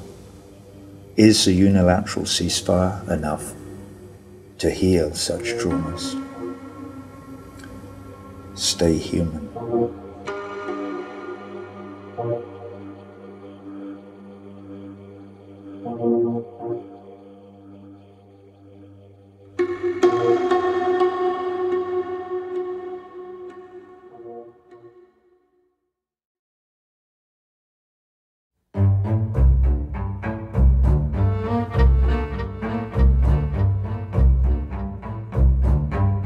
January 2009. Traces of death. When the details of Gaza's massive destruction become known, my only reason to travel to Amsterdam will be to appear before the Hague's International Court. These words were ascribed by the Haaretz newspaper to an Israeli minister who prefers to remain anonymous. All around the world, indignant humanitarian organizations and citizens wish to see the Israeli army and its government dragged into the courtroom, hoping they'll be found guilty of the war crimes their hands were bloodied with during the 20-day massacre in Gaza. In their public appearances, the military and government leaderships don't seem too fazed. They claim to have solid proof that the sites they have bombed were all support-based used by Hamas terrorists. Let me get this straight. We are talking about thousands of houses damaged by the shelling, including 1,300 human casualties. To check out these alleged crucial strategic hideouts of Islamic terrorism, I headed to one of the most heavily bombarded areas, Jabal al-Dardur, in the northern strip. Dozens of buildings had been razed to the ground. The mammoth-sized armor-plated bulldozers are custom-built by Caterpillar, boycotted, to raze Palestinian houses to the ground, and are used to lend the army tanks a hand in their destructive effort. Out there I saw men and women rummaging through the rubble, looking for things such as an article of clothing, a few dust-coated school bags, or portrait photos of families in cracked frames. I've never caught sight of any destroyed arsenals, only buildings with their ceilings torn clear of their walls, where you can catch sight of what was once a living room, the remains of a bedroom or a kitchen reduced to cinders. Abu Omar, a molecular biologist, has invited me to come and see what's left of his apartment. His neighbor Osama, a pediatrician, also showed me his house, reduced to a colander. The propulsive power of the missiles splashed some debris from the nearby orange orchard onto the building. The juice of oranges, mixed with the clotted blood splattered all over the floor, looked like a naive painter's canvas. An elderly man, his head wrapped in a kafiyeh, approaches us to ask Natalie, our Lebanese companion with the ISM, where she's from. Waving his walking stick in the air as if to draw a wide arc over the devastated landscape before us, he says, "Beirut and Gaza, same painting, same artist. Even Osama's pigeon coop hasn't been spurred by the shelling. His birds lie on the ground, as if defeated by a sky too heavy for their wings, as heavy as cast lead. They tried to defeat the Palestinian Air Force, or perhaps they thought these birds might be dispatch carriers for Hamas," I told the pediatrician, causing him to smile sadly. As we traveled in our broken-down taxi, we crossed routes with the United Nations Secretary General Ban Ki-moon. A long line of brand-new SUVs, all tinted windows and United Nations logos, darted through Gaza as if the earth shook beneath their tires. As it happens, this was actually the case until a few days ago. Wandering around the impossible puzzle of Jabal al-Dardur's ruins, I heard someone call my name. When I looked over my shoulder, I saw Abu Ashafra. I have attended his son's funeral when he was killed by a bomb last November, a month in which, according to Israel and the Western media, a ceasefire had been called. Abu Ashrafa had just lost another relative, and his house has been razed down to its foundations. They haven't left us a single head of livestock, a rock, or an olive tree standing. They are not human, he said, leading me to his olive orchard. Many trees, the centenary ones, have been torn down by Israeli bulldozers. It is as if they were trying to make up for not being able to erase lives that are impossible to uproot from their origins, their identity, and the burning desire for justice, surviving all destruction. Not far away, a middle-aged man approached me, asking if I thought all Palestinians were Hamas guerrilla fighters. From a window in his damaged home flapped a yellow Fatah banner. "Our Kalashnikov is our faith and honor. We will stand up for our land tooth and nail in the same way you would defend your daughter from being raped," this Fatah supporter told me. If Israel's objective was to isolate and rid the strip of Hamas by dividing further a people already split by internal diatribes, then Israel has achieved the exact opposite of what it intended. The bombing has in part given Gaza back its national identity. The litmus test of this new situation is represented by the Muqawama, the Palestinian resistance, heroic in its attempt to stop the Israeli army from advancing. The flowing beards of the Ezzadin al-Qassam Brigade's Islamists, Hamas fighting wing, have fought side by side with the scampish goatee-sporting Marxist guerrilla fighters of the Popular Front for the Liberation of Palestine, and alongside Fatah's Al-Aqsa Martyrs brigades. Only time will tell if this newfound unity among the militias is a reflection of unity within civic and political society. Leaving the lunar atmosphere of Jabal al-Dardur behind us, denuded of its buildings, we posed before a frowning child sitting atop a small pile of rubble, or what was left of his house's courtyard. We asked him what was going through his mind. In his simple words, he seemed to be saying that Hamas and its resistance were responsible for this catastrophe. So Fida, our ISM companion, took him aside in a motherly manner and briefly told him of their history. She spoke of soldiers marching into Rafah in 2004 and razing entire neighborhoods to the ground, exactly as it had happened here and now. Back then, there was no Hamas, and Fatah's leader Yasser Arafat was the designated terrorist, the number one enemy to dethrone and wipe away from Palestine.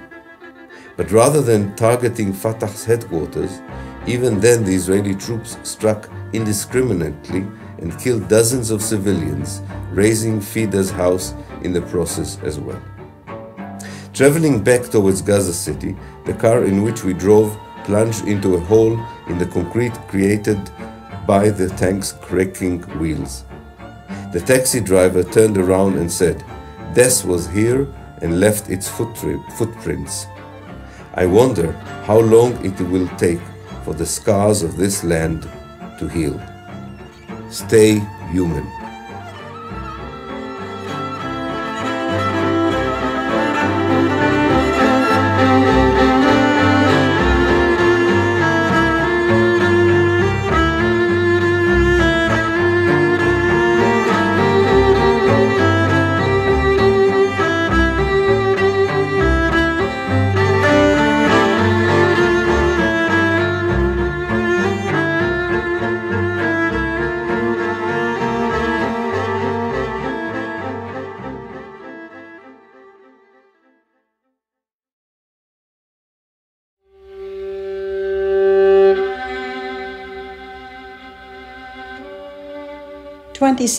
January 2009.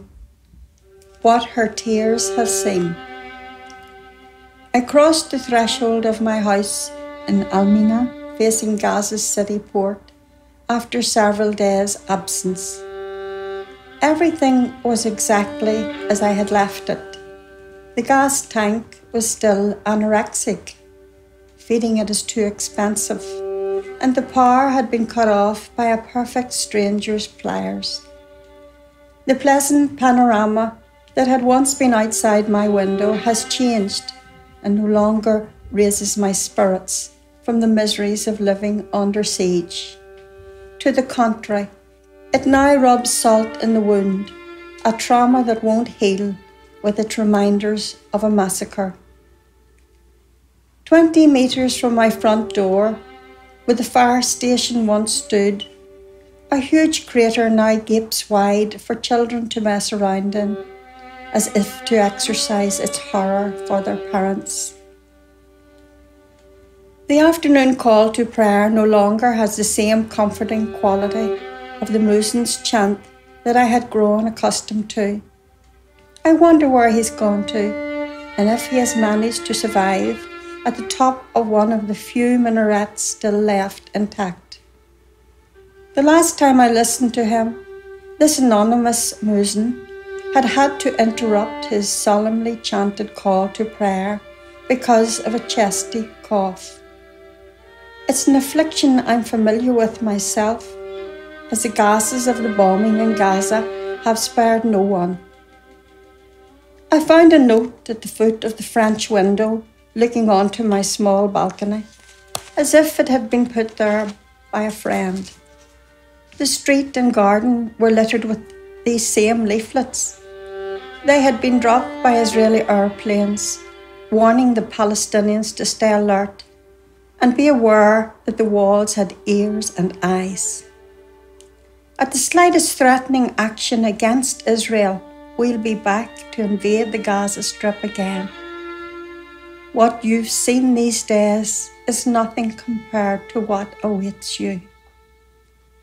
Some kids in the street had picked up the leaflets and folded them into paper airplanes, seemingly sending the message back to its destination. Over the phone, Ahmed told me about the new kids' game. Until a few days ago, they amused themselves by relighting the fires, simply kicking the fragments of white phosphorus bombs found scattered all over the strip.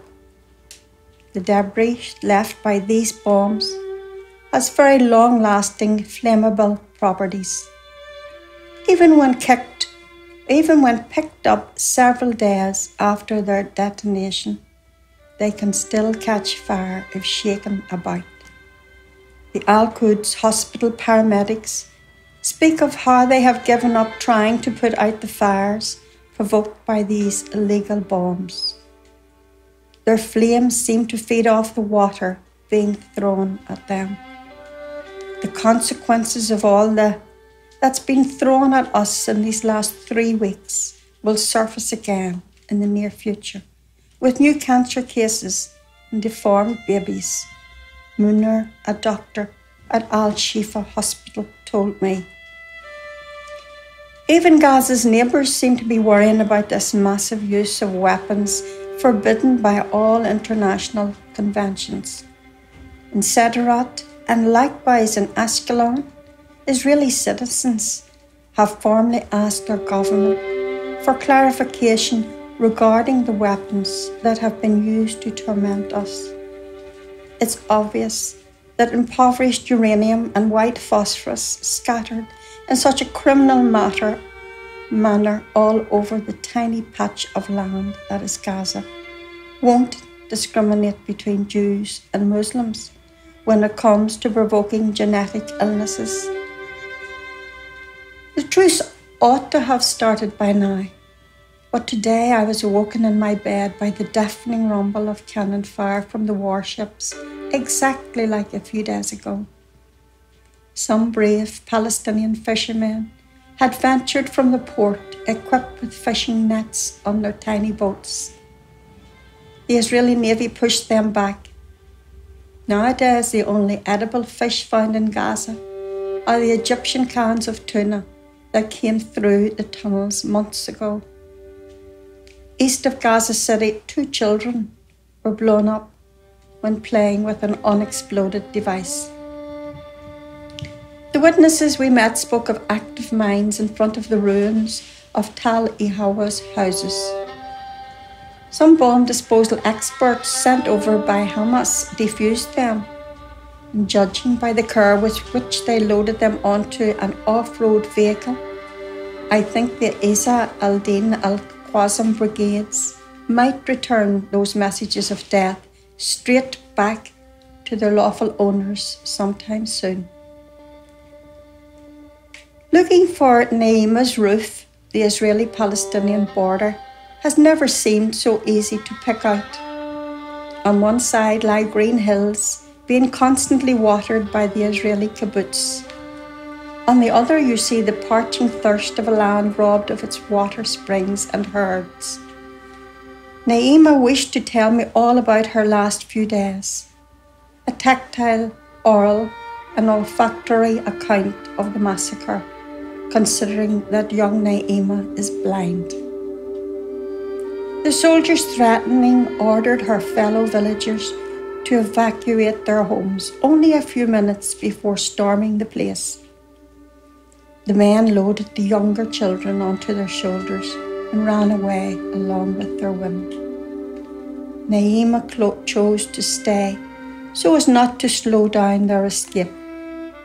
She took refuge in her own home, believing herself to be safe, and welcomed her neighbours who had nowhere else to go. 3 women, an elderly lady, and a paralysed old man. Then the tanks and bulldozers came, spreading death and destruction, devouring acre upon acre until they stopped in front of Na'ima's house. Standing on a small hill, the building she inhabits is the tallest in the village, and the Israeli soldiers who found that it was strategically positioned let themselves in and occupied it for 2 weeks. They came in and pointed their weapons at us, pushing us into a small room where they locked us up for 11 days, Naima said. During the entire time, they only brought us water to drink twice, and food came in the form of leftovers from the soldiers' rations. They never let us go to the bathroom, so we had to relieve ourselves in one corner of the room. They wouldn't let us talk among ourselves and would come in and beat us at night when, huddled in a circle, we tried to gather some strength from prayer. Sometimes they'd come over and, intimidating us by pressing their weapons against our napes, they demanded that we confess our alleged support for Hamas, insulting us when we wouldn't comply. At the end of the 11th day of imprisonment, the International Red Cross finally arrived and released the 6 prisoners from their jails. They didn't allow us to pick anything up, not even my sunglasses, Naima related, bringing her story to a close, adding that when she and her neighbours returned to their homes, they discovered the thievery carried out by the soldiers. They had taken all their gold trinkets and hidden savings after having destroyed the few possessions: 2 TV sets, a radio, a fridge, and the solar panels on the roof. I saw tears in this woman's eyes, hidden by her dark glasses. They seemed the most vivid I have ever seen. In actual fact, what Naima saw is a lot more than any young woman her age will ever get a chance to see if she had the misfortune of being born in this tortured strip of land. Stay human.